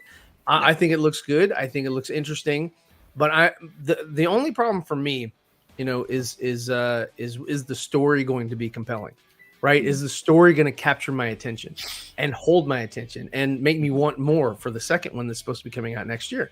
So is that going to happen? We'll see, Yeah. And the big thing with this one, and this is not from stuff that I saw on the set, but just what I've seen in general, is that, you look at, for instance, Dune Part 1, right? How it's more of a fleshing out the world and like getting to know the different elements of it and setting up the events of the second part, right? And the big action that's going to happen. There's going to be action in this one, no doubt. But I think it's going to be much a very similar vein of getting to know the worlds involved, getting to know these new characters, building the team. And so as far as like, again, I think it'll have a lot of action, but I think when Zach said that it was going to be like the Krypton scene on steroids, I think he was more so referring to Part 2 than Part 1. At least I'd imagine he was. If that Maybe. makes sense. Could be. I'm just trying to go in as fresh as possible. There are people that Yeah. I know that have seen it and they've given it pretty solid standing reviews, and I'm totally fine with that. But like, you know, for my own personal preference, I'm really not trying to seek out too many. Like, obviously, the Rotten Tomatoes thing was a bit more difficult to abstain from because there was a lot of narrative around it. But honestly, just my own personal preference. I'm just trying to watch it tomorrow when I get off of work and not really try and think about that shit too much. Because obviously, at least from my experience in the trailers that I've seen, it doesn't look at all as bad as people online are trying to make it out to be. And I just, you know, especially when it comes to his movies, it's really easy to just ignore the Rotten Tomatoes score, if I'm being brutally honest. Well, Yeah. and my main problem that I'm going to have with it is that you have people who don't have original thoughts of their own. They'll only see the headline of, oh, the 9% of Rotten Tomatoes when it was very, very early, and they'll run with that no matter how good it ends up being. They'll say, oh, yeah, are you a fan of this movie? And they'll post the screenshot of the 9%. And it's just like, so you can say to an extent to the uneducated or the non-original thinkers, you know, some of the damage has already been done for them. Sure. But for everybody else who's going to go and watch it because they're interested. If it's a good movie, man, I mean, it's going to have legs and it's going to have word of mouth. You know, it doesn't matter what the detractors would say or I mean, it's have a you Netflix believe. thing. Netflix always has good word. And of mouth. Yeah. Yeah. And I mean, that's why, you know, a lot of people like Invincible, you know, especially Phil and the boys, you know, I mean, because it has really good word of mouth. And like a lot of people are interested and want to watch that kind of stuff, you know. And I mean, hell, you know, fucking you know, Sandler and you know, people in his regime, you know, they're all doing pretty good with, you know, releasing things on that platform, and they have pretty good success because they keep making more shit. So you know, I don't have any doubt that, like, you know, this movie is visually going to be stunning because that's what Zach does. And this is going to be, you know, sci-fi. So it's very imaginative. You know, you're not living in a world with constraints and have to get, you know, down into the believability of the universe or the world, because it's an open canvas. Anything can happen until he's, you know, tells you, okay, these are the rules for this said universe. And then, you know, if he pulls like a Patty Jenkins and like in Wonder Woman, you know, 1984 and goes against, you know, her own, the world she set up, you know, goes against, you know, some of those rules, then yeah, it's going to crumble. It's going to fall to pieces and people are going to pick that shit apart. But, you know, hopefully this thing, you know, has like I said, a pretty good story. That's my only reservation about this is that, you know, Zach is a great visual storyteller. And his visuals are stronger than his narrative. I can agree with that to an extent. I think when it comes to the narrative, it really kind of all boils down to who the writing partner is. Sure. I think it's Shea Hatton and Joby Harold had also contributed to the script of Rebel Moon. I'm pretty sure they both did Army of the Dead. I could be wrong. One or the other, maybe both also. So, but I know you weren't too hot on that. So that very well could, like, I can understand your reservation personally on that front as far as Rebel Moon's concerned. But I think at the end of the day, like, as far as I'm concerned, he's never made a bad movie. So, you know, I kind of put him and James Wan in that same kind of category, regardless of how, you know, weak or strong the narrative of the overall film may be. So I'm right there with you too. Like, there's I don't not know, as Aquaman 2 might not hit. I mean, it's getting good audience scores. Yeah, we've seen, you know, the opening weekend numbers and what it's looking like. It's really not looking that good, like Jason Momoa said, which is unfortunate because, you know, Aquaman was the only DCEU film to crack $1 billion at the box office before the landscape inevitably changed. So yeah, I don't know. It's all semantics these days when it comes to movies. People treat it like fucking sports, and it's not. It shouldn't be. Well, it and I can I'm glad that you brought that analogy up because it is kind of like it in that we are entertained. We are an entertained society, and we look to sports not to watch the physical, you know, capabilities of the people that are on there. You're there to watch the spectacle. Right. You're there to watch. I mean, it is more. It is not. It's like you watch NFL, you watch NBA, you watch you know any of these things. It's less of a game and more of a show.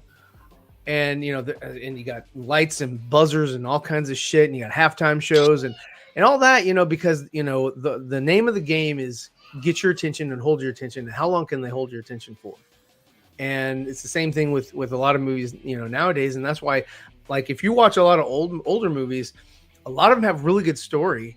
Some of the visuals have aged in a lot of films or whatever, but the story is more solid because they had more time to craft it, versus nowadays where it's like, okay, there's a time crunch. We need to get this thing in production. And so unfortunately the story is what suffers because they're working against a deadline because they want to release this, whatever it is, and get the money as fast as they can from it. Yeah. And what's funny is you bring up sports is I feel like, Phil mentioned that talking about film is becoming like talking about sports. I feel like sports and movies are kind of crossing each other, and movies are becoming more like sports and sports is becoming more like movies. Sure. I feel like they're kind of That's switching fair. places a little bit as far as the narrative surrounding them, which is like, as a big sports fan, I find it annoying that that's the case. But again, it's Well, you've got people that are like, team this, team that, and I don't want to say it started with like, the Civil War with, Cap and Iron Man, like Team Iron Man, Team Captain America, whatever. But it is sort of like, and with the inclusion of Twitter, Instagram, whatever, you've got people with like mind, kind of coming together and saying, okay, we can sort of like jump behind this hashtag. And then you start befriending people that are associated with that hashtag. Sure. And then, because, and you're like, oh yeah, your thoughts, your ideals line up with mine. Let's talk about that shit. Let's have then fun, the algorithm feeds you more and more opinions. and it like does. yours. And it feeds, it does. And it gets you further down the rabbit hole unbeknownst to you, because, I was talking to Andre the other day about like, trends, right? Trends on Twitter where you had people like, Haircut is trending on Twitter, or Zack Snyder's Justice League is the number one, trend on Twitter, or whatever it is. I'm like, yeah, no, it's for you. It's number one, but for your neighbor 2 doors down, it's probably number 13, 12, 20, whatever it is, because of their interest and the catering the algorithm does to what you're interested in. And so it sends a false precedent for people who are like, no, it's number one, and that means it's number one for everybody. This must be bigger than I thought, and so it gives people the wrong idea because they don't understand how algorithms actually work. You have those people that like, have YouTube channels or whatever. I don't know what hashtags to you because I don't understand the algorithm. You don't understand the algorithm on YouTube, yet you're a fucking mastermind when it comes to fucking Twitter. You can't pick and choose your battles to fucking fit your own personal narrative that's going on in your brain. And also with algorithms and such, I fully blame algorithms on social media for how toxic discourse is about pretty much everything on social media. Because like you said, the algorithm feeds you things that feed into your interests and your bias. And so like Sean here in the chat saying tunnel vision, you see only things you agree with for the most part, and everything that disagrees with you is an idiot and a moron. And so when you see something that comes across your page that disagrees with you, you think, oh, this person must be just an absolute moron to think this. Everybody else thinks this other way. When in reality, you may very well be in a minority as far as your opinion is concerned. Well, it's very similar to like if you go to a debate and you've got two people that are at a debate, you've already made your decision on who you want to be your champion. You're not there to be swayed by the other person, and the people that are up there on the podiums are not there to be swayed by. You're there to hear your opinion vindicated, and yes, and you want to see that your opinion has been precisely or like or has been championed to the best of their ability. Like, oh man, no, they made some excellent points here. They didn't say this and this and this, which they could have said, and they could have been a stronger point, and how can these other people not see? Because the other people, they're saying the exact same fucking thing about what you're saying, and they're like, no, this person won because they said this and this and whatever, and the person that I don't know, it's just really it's an unfortunate situation, but this is how our society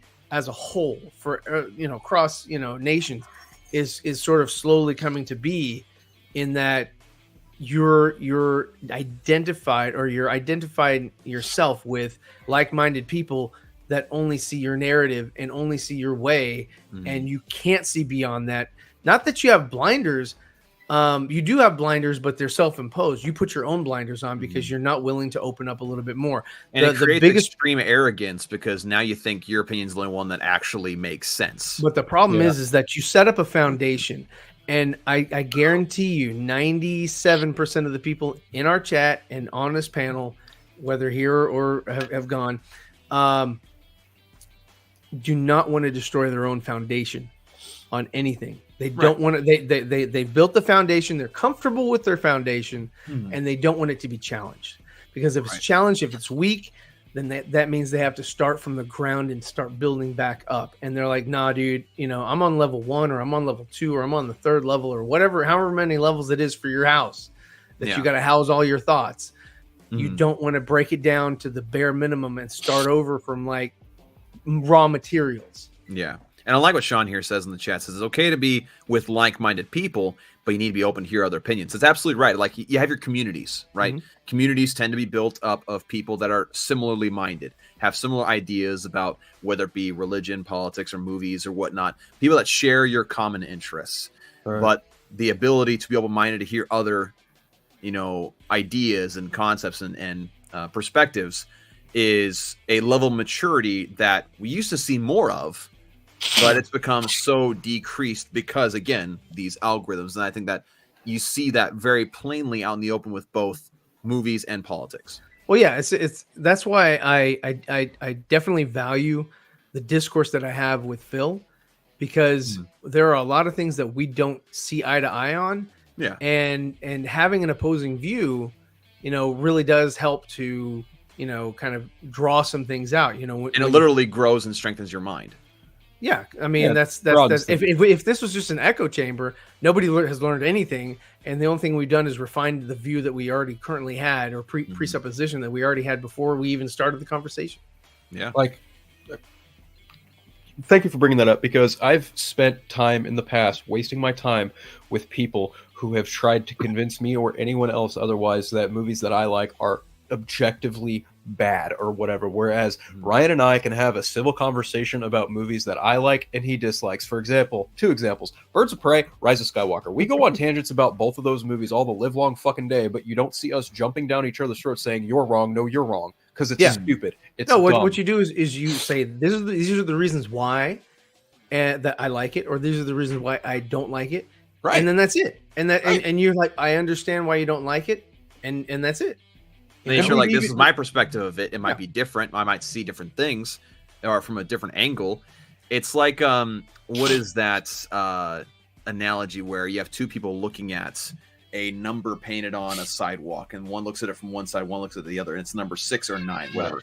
One person sees it as a 9, the other person sees it as a 6. You don't know how it was originally written or painted there, but you have that different perspective, so you see different things. Right.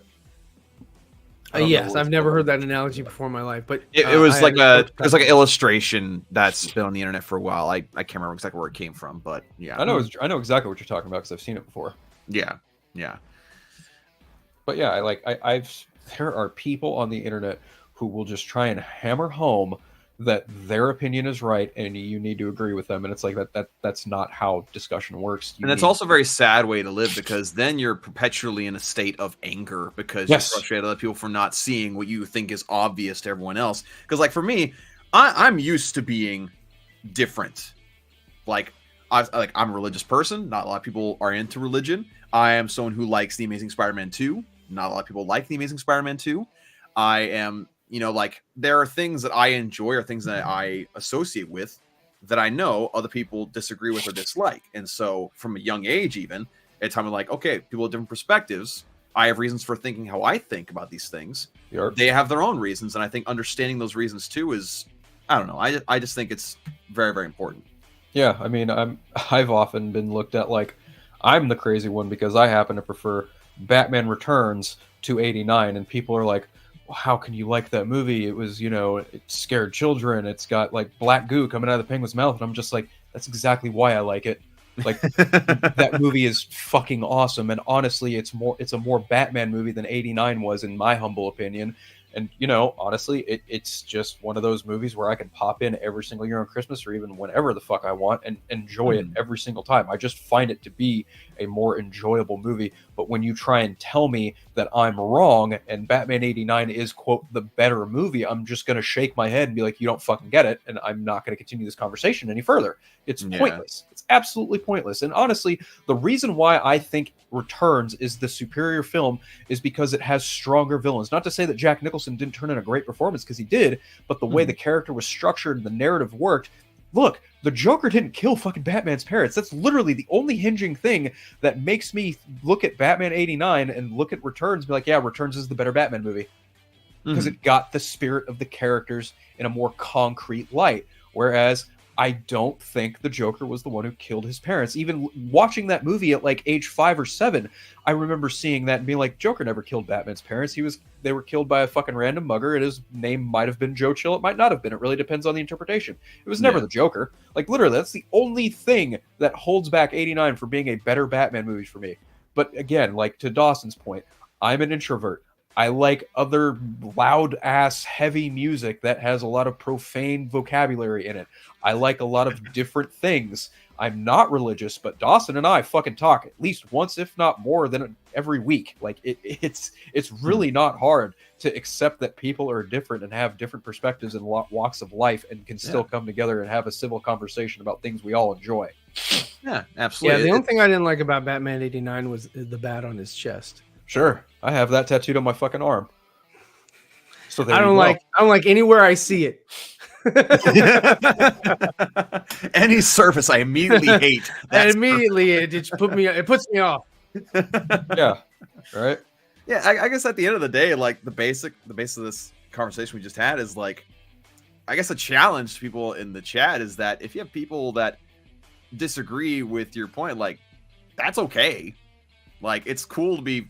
It's fine to be friends with people and be good friends with people who disagree with you. In fact, again, I'd seek out those people if they're capable of civil conversation and able to agree to disagree. Because again, that strengthens your ability to make, observation. It strengthens your ability to tolerate others. And I think that's just a very valuable thing, especially nowadays. It's kind of more rare and it might make you stand out amongst other people. But I don't know. I think that's a great point. Us going deep here on the 4Nerds today. Yeah, well, it's about time we did. Usually we just talk about nerdy stuff, but today it's all about philosophy, something like that. I mean, psychology. Really, it's really not hard to be, to disagree, to agree to disagree, and not be an asshole about it, because there are just some people in the corner of the internet who just thrive off of being an asshole about it, and those are people that I just do not at all wish to entertain my time with at fucking all. Yeah. Yeah. Especially when it comes to something like Rebel Moon, and like you seeing again, if your criticism of the movie and you post it on Rotten Tomatoes this is Zack Snyder's Star Wars 1.5 out of 5, it's like, I'm not going to take anything you say seriously, because that's just ignorant. That's a very ignorant and surface level way of comparing. That's this why we're movie. opening the show next week. Just dumb.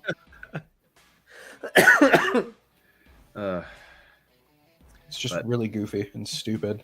I don't know. So I guess we can shift gears to Aquaman 2. We haven't really we touched on the release and the numbers and all that, but as far as trailers and whatnot, I guess what is your impression of it so far? Like, without all the behind the scenes drama, if you were just a general audience member seeing that for the first time, what would your impression be? I don't know that I can speak to that because I'm just way too biased about the character. If I had to remove myself and my fandom from that movie, again, I don't know if I can. Like, it's tough because obviously superhero films are in a very liquid, fluctuative state at the moment. Because obviously, honestly, I think Zach put it best in one of his most recent interviews. Like he kind of sees it as like a fluctuative graph where we hit the highs when they were high.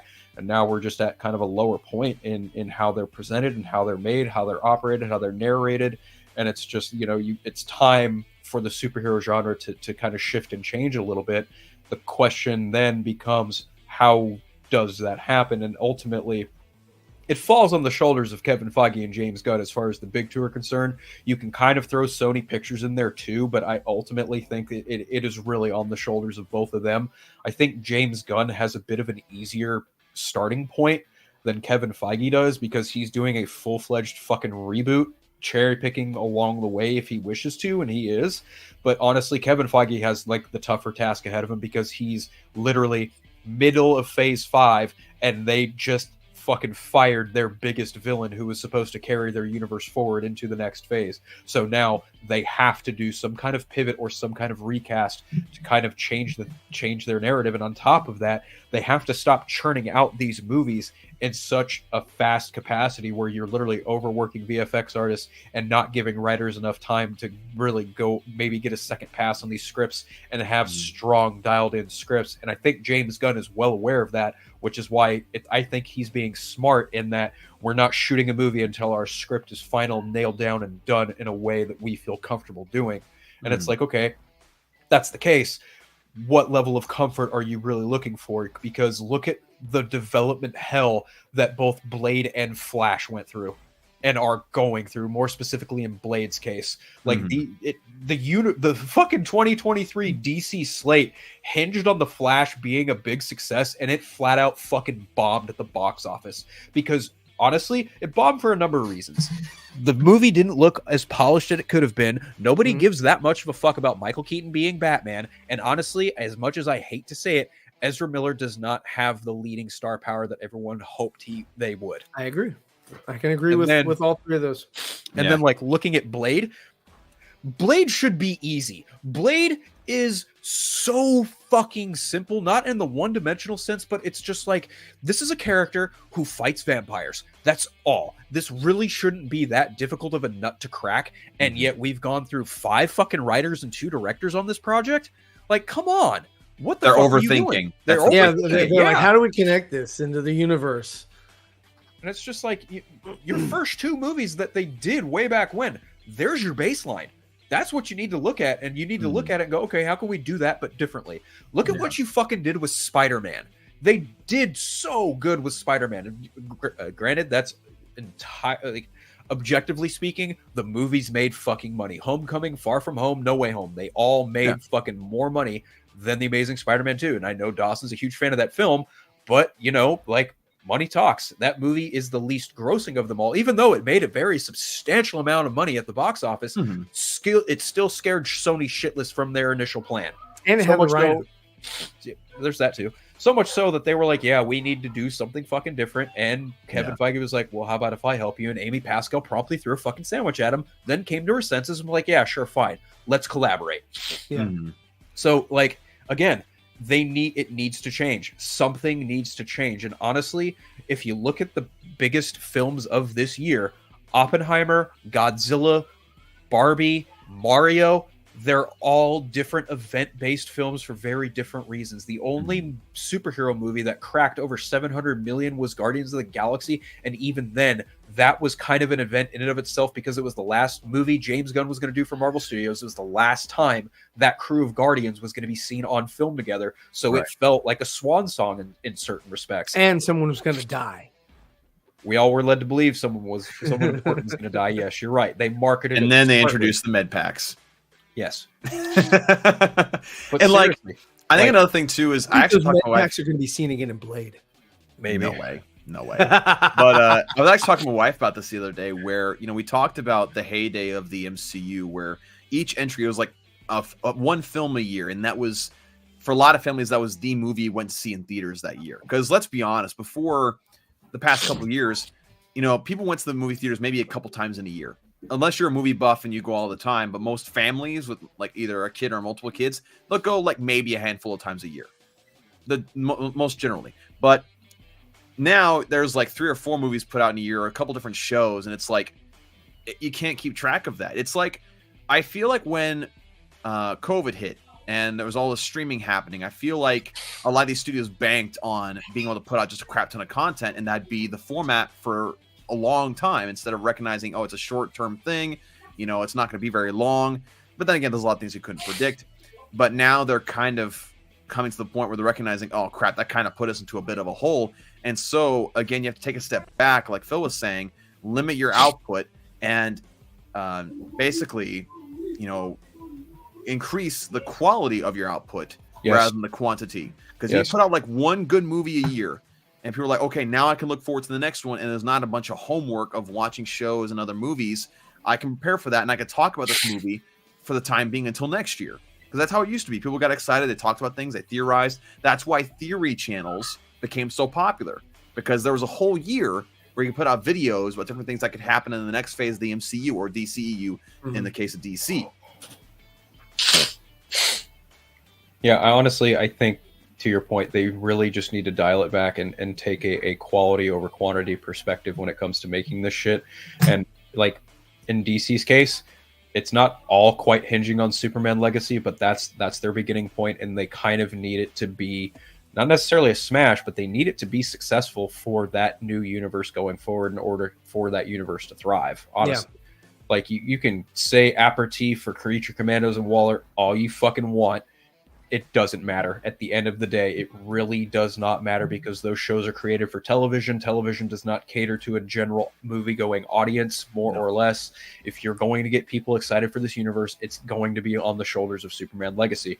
And as far as Marvel's concerned, fuck. They have to recast Kang, if not outright, maybe pivot to a completely different character, and things for them are getting so much more different. And honestly, I really hope that Wyatt Russell's comments about Thunderbolts being a different fucking movie than what the MCU has been doing before, I really hope that's the case, because if it's another movie that's more or less part of the MCU Tote Gra, ain't gonna cut it. It just, I hope that's the case too. I saw that same interview where he says it's gonna be very, very different. I'm hoping that it's not just him saying a talking point for Disney to try to draw people in, because that could very well be the case. But even that werewolf one was a very, very different, movie than they're used to. Werewolf by Night, and it was okay, but it didn't really do much for, I watched it once. I don't think I'll watch it again.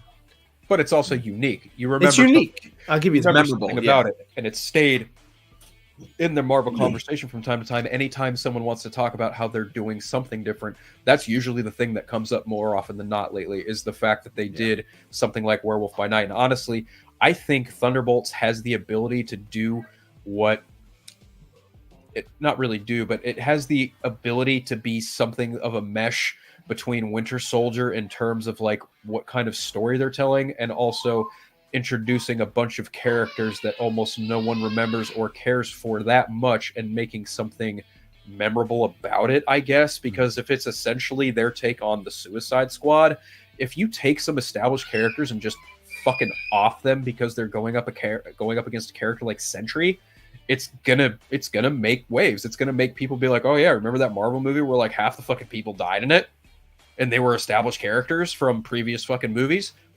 It's gonna make some waves. Maybe not as big a wave as like Winter Soldier, but people will fucking talk about it. I hope it is. I'm hoping that one's good. We'll see what happens. I'm kind of trepidatious about Captain America: Brave New World, whatever the fuck that movie's called. I have no interest in it right now. That's fair. Like maybe I don't know. I mean, I don't know what to look forward to in it. I'm like, okay, because the other one was just kind of meh. I was like, okay, cool. Sure. It happened. It just it. I watched it, and then it ended, and then I watched Moon Knight and some other ones after that. Because it was just like, okay, there's another one. It just felt like I consumed it and that was it. It was done. Yeah, that's what all it was. It was like, if you compare it to a meal, it was like, I don't know. It was like potatoes. It's like your French fry. Yeah. Where's the burger? Because that was just a French fry. Yeah. Honestly, I feel like Deadpool 3 is going to be the real, it's going to be the make or break for Marvel Studios at this point. They are really looking at that movie next year as like, okay, we're only doing one movie. It's going to be Deadpool 3, and it's fucking Hugh Jackman is back as Wolverine. Ryan Reynolds is Deadpool. They both fucking sell. With all the and it's got to be unique, that, right? Yeah. And with all the cameos we're expecting in that, if that doesn't hit, not just like a financial hype, but if it doesn't reach a bunch of reactions on social media, people like invested in it again, I think they'll think to themselves, well, crap.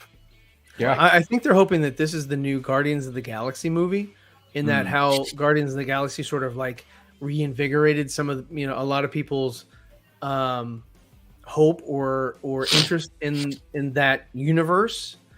I think they're like, okay, we need something that's gonna like blow people's minds, and they did it with what was it, No Way Home, and that was cool for a minute, and now it's like, okay, people are getting hungry again, and if this thing doesn't land, then I think they'll just finish out what they are doing, and they'll just reboot. It's a possibility. I mean, that movie feels like an event in that you've got Deadpool and Wolverine as the main title characters, and you couple that with all the rumored cameos and whoever, and then you also lead into the idea that yes, this is also not necessarily, it probably will be a parody of like the whole multiverse. It's going to poke fun at it. It's absolutely going to poke fun at the multiverse, and it's going to break the fourth wall. Yeah. And people who are sick of the multiverse are probably going to walk into this movie and laugh their ass off because Deadpool's making fun of it. Yeah. We'll see what happens. Yeah, it'll again with all the cameos in it and all the different things you're doing with that and restarting things and destroying old universes again. It's like you can tell they're pulling out all the stops. Yeah. It's like, what all can we do to bring people back? How can we recapture that sort of No Way Home magic? Mm-hmm. Yeah. Of seeing these characters in these roles for another time, or maybe the last time in the case of more than likely Hugh Jackman. I don't know. For me, in my opinion, like you guys said, if that doesn't hit it for people, then Marvel's going to be reeling to try to figure out what's going to work for them next. I can tell you this right now. Ain't no way the 4 movies they have planned for 2025 are all going to happen in 2025. They're moving one of those movies to 2026. If I don't not doubt that multiple. one bit. Yeah. Like Blade. I honestly think Blade might move. Blade would be the easiest one to move back because they're just like, okay, we still haven't figured this out. We're on rider number 6. And then that runs into a problem where if it goes through enough development hell by the time it actually does get made, if that ever does, will people actually care anymore? It's right. The same thing I with think Flash. I think what they should do is just not have him in the MCU. Just do like the Werewolf by Night, make it its own thing. A separate little trilogy if they want to do a trilogy or whatever, and give us just Blade, and maybe put that on Disney Plus. I think the smarter play for them would be like have Blade almost act as like an Iron Man-esque type of starting point for something akin to like Midnight Suns or Marvel Knights, and you assemble a smaller group of people who deal with like the supernatural corners of the MCU. Obviously, you can like maybe bring in like Moon Knight, maybe introduce a new Ghost Rider.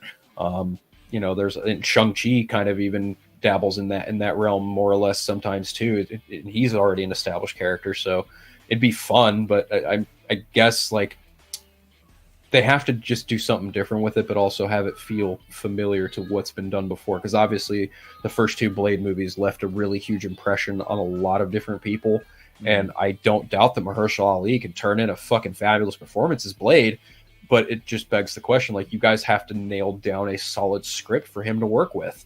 Mm-hmm. Yeah.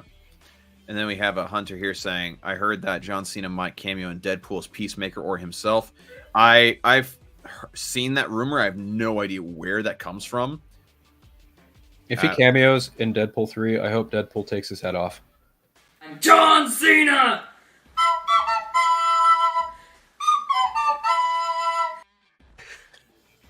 Yeah. I mean, I don't know about you guys. I'm sick and tired of John Cena. Like, as a person, I think he's cool. As an actor, I don't like any role he's ever been in. I just don't. You didn't like that one where he was a firefighter? Or Marine? One? Yeah. I never saw Marine. Everything I've ever seen him in, I've never in that Bumblebee movie, bland as freaking. I was not interested in watching that one, the cock block thing. I didn't care. Cock blockers, whatever the hell it's called. I have no interest in movies. Blockers, I think it's called. Yeah, blockers. Yeah. There you go. There's a very like certain type of genre in comedy that fits into. There are very many movies in that genre that I just haven't seen because I just don't care. Yeah, when it comes to wrestlers turned actors, my list goes Dave Bautista, Dwayne Johnson, John Cena in that order. No questions asked. Yes. 100% agree with you as far as quality of acting and interest in movies they've been in. I wouldn't even say quality of acting. I mean like just absolute range, because Dave Bautista is obviously like becoming a more seasoned actor as time goes on. He's taking on these very different, unique roles. Dwayne Johnson has more or less become this generation's Arnold Schwarzenegger, and you see him practically playing. He was, but I think he's lost it. That's a little fair. bit. That's fair. I think he's dwindling. It's kind of like Schwarzenegger in the. Well, Schwarzenegger late 90s, brings in the 2000s. money, right? True. Like Dwayne does not. You know, like he's tried to headline movies and they've not. He's tried to join all kinds of franchises, and as soon as he gets in there, it's like, oh, the money went where? You know, like I think he was better when back in the day when he was doing like the that not Roadhouse. Oh, what was that one? Walking Tall or some shit like that.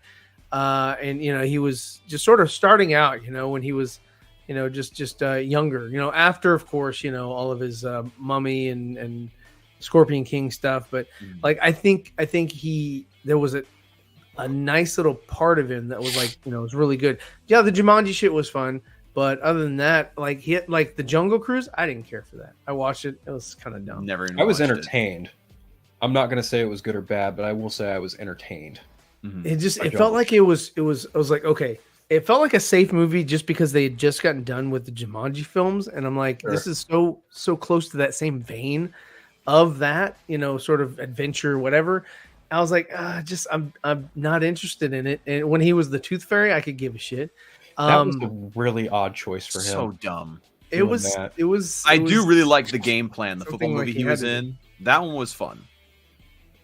With the little girl? Stomp the Yard. Yeah. Stomp the Yard was kind of cool. And also he plays there's another movie I really liked him into, and I can't for the life of me remember. Oh, Black Adam. There's that too. Yeah, I am. There was one Black where Adam. he was attacked and like someone like had cut him up. Oh, and then he went to court. Volcano? No, like, and then he went to court and like had to testify against people that attacked him. I'm trying to remember. Anyway, I can't remember. Anyway. Yeah, got me. I don't know. But and like Cena hasn't really done a whole shit ton. Like his biggest role, I think, was fucking Peacemaker. Yeah. And then who did you say? Who's the third one? Batista. Like Batista, he's trying different things. So I can respect that. He was also in that the anime movie I was talking about earlier. He voiced a little bit in that as well. Oh, cool. Yeah, I heard his voice. Like, what the freak is that? Boy in the Batista? Heron, yeah. Like Hulk Hogan, yeah, he did pretty good for a little bit.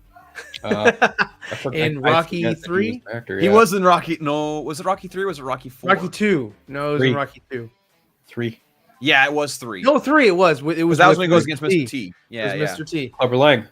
Yeah, Clubber Lang. Lang. But yeah, no. So he was in that. Like, who else? Like, is there any other actor that came from wrestling? Was it Roddy Piper? Who was it that went and Roddy Piper did 1984, and that was like his only claim to fame. There was what's called the glass. Under the Giant. Yeah, he did. Well, he did Princess Bride, which was like huge for him. Right, but he wasn't in a lot of films. That's true. And who was the one? The movie with the glasses. They Live. I mean, to be fair, Roddy Piper. That was Roddy Piper. Okay. Oh, I thought that was 1984. Oh, it's based off of 1984. But yeah, it's called They Live. Ultraman Randy Savage was in Spider-Man. Like based off of George Orwell's 1984? It was based off of a universe that is controlled or controlling its citizens via subliminal messages. I mean, I can see some comparison to that, but like 1984 is a lot more political. Sure. And no, it's not. It's not a. It's adaptation. It took inspiration from 1980. Okay. There you go. It wasn't 1984 turned script. Yeah, I was like, that's not. But yeah, so I think that's the only movie he did. And Lou Ferrigno is not a wrestler; he was a bodybuilder, so he did a lot of shit. Lou Ferrigno is going to be at Big Lit Comic-Con in February. Ooh, yeah, so that'd be pretty nice. Cool. Talk to him in his good ear. Yes, and I don't know if I'll be able to have the time to explain this to him, but I'm technically kind of named after him. Technically, very loosely. So I'll explain. My dad loved the Hulk TV show. And so in the Hulk TV show, Bruce's name was actually David Yeah. in the show. My dad always wanted me named David, and my name Dawson means son of David, and so in a really wraparound way. Well, so you're like second place. You didn't get first place. Yeah, I mean, I'm technically named after you're like David the Lesser. I feel like taking the time to explain that to Luke Brigno would just be a waste of time, and he'd be like, "Cool." So it wouldn't really be worth it, but it's a fun little anecdote. Nice. Well, my dad wanted to call me David, and David means king, but I'm called Ryan, and that is Little King in Irish. Is that really? It is. Little King. That's hilarious, actually. Oh my gosh. Yeah. No. Now I'm just stuck with people like asking me, "What's your name?" Dawson, like the creek. Okay, yeah, I get it. Yeah, everybody knows the show. Well, here's a funny story for you. I was at a Chick-fil-A a couple weeks ago, and I went up, and they always ask for your name when you get food there. It's like, name for the order? It's like, "Oh, Dawson." And they look at me like, what was that? It's like, "Oh, like the creek." And it was like this 22-year-old kid or something. He kind of laughed and smiled. You came before the creek. Yeah. And he just kind of laughed and smiled. And then when I got my receipt, he had spelled it Dosen. So he had no idea what I was talking about. And so he probably heard me say like the creek. He's like, "What the frick is he talking about a creek?" I know. For? He's like that guy's weird. Yeah. And so I'm just like, wow, that did not work at all. He probably went, "What the fuck is Dawson's Creek?" Yep.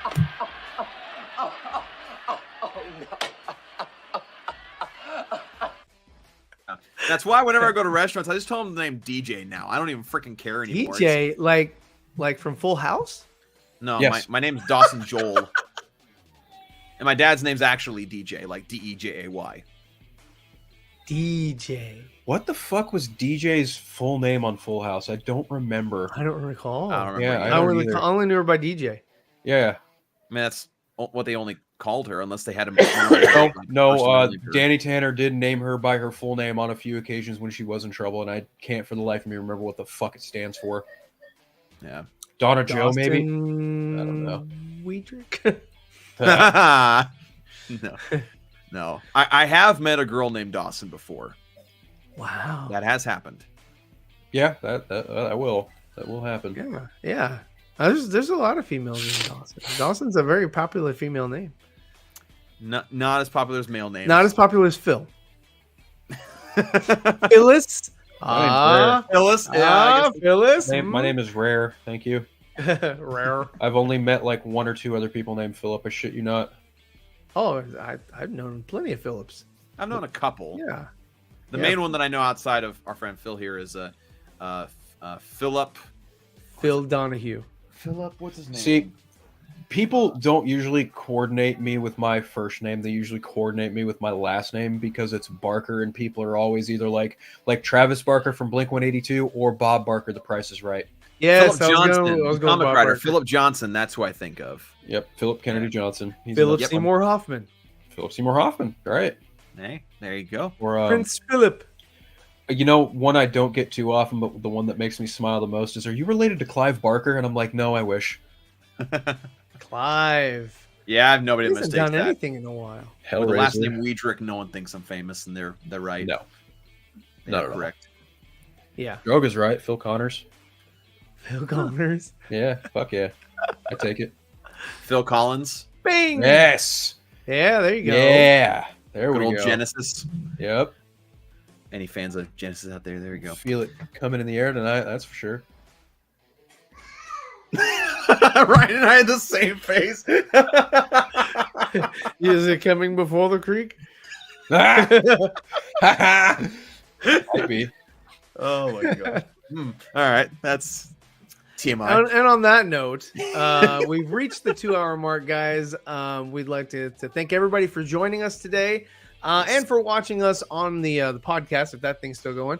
And if you catch us on, I guess on our channel, 4Nerds, you can watch all of our episodes, and yeah, follow us individually.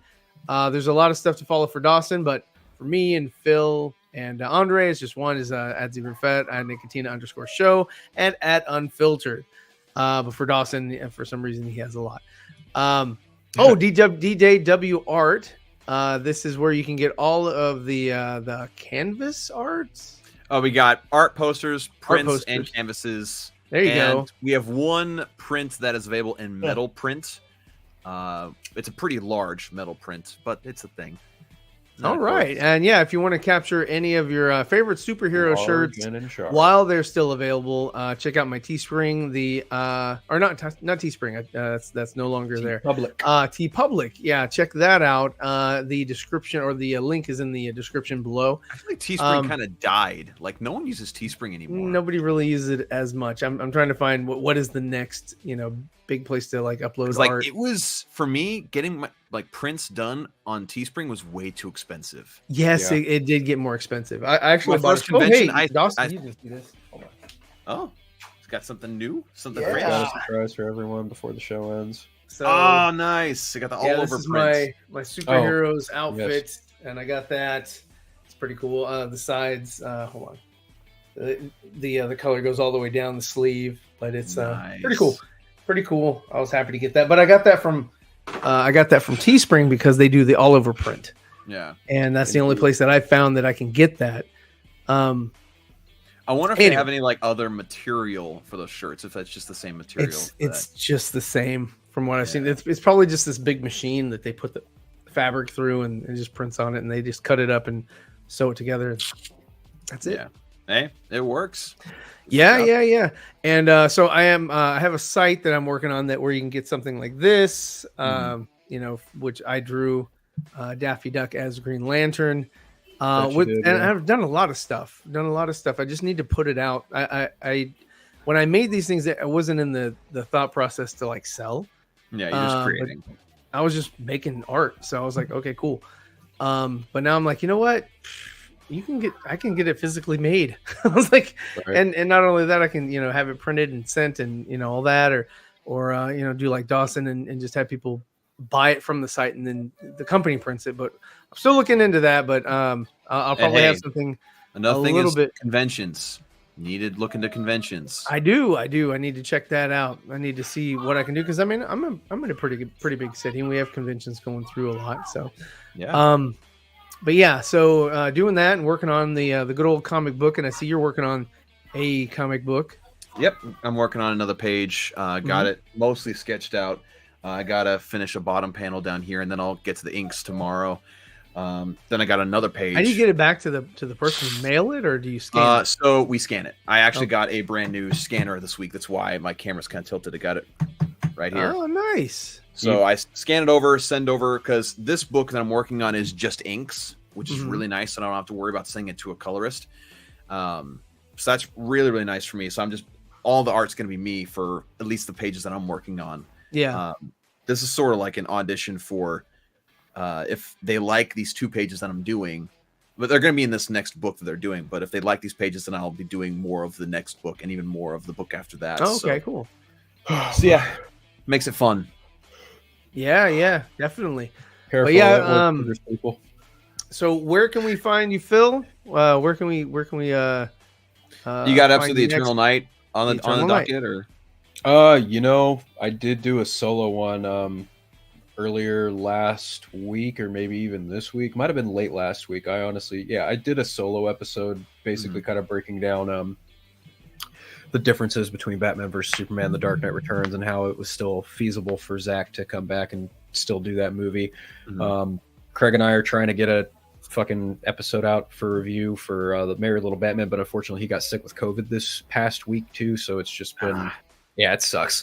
It really sucks. Other than that, you can follow me on pretty much everywhere else except Twitter. I'm not there. X, whatever the fuck that stupid platform's called, just at Unfiltered. Well, there you go. Yarp. Nice. And yeah, everybody follow Andre as well. He does his shows where he's doing little shorts now and talking about the MCU. That's his main focus because that's where most of the entertainment news is coming from these days. And that's kind of it, guys. I guess we covered everything. Thanks for watching, and we'll catch you next time. Absolutely.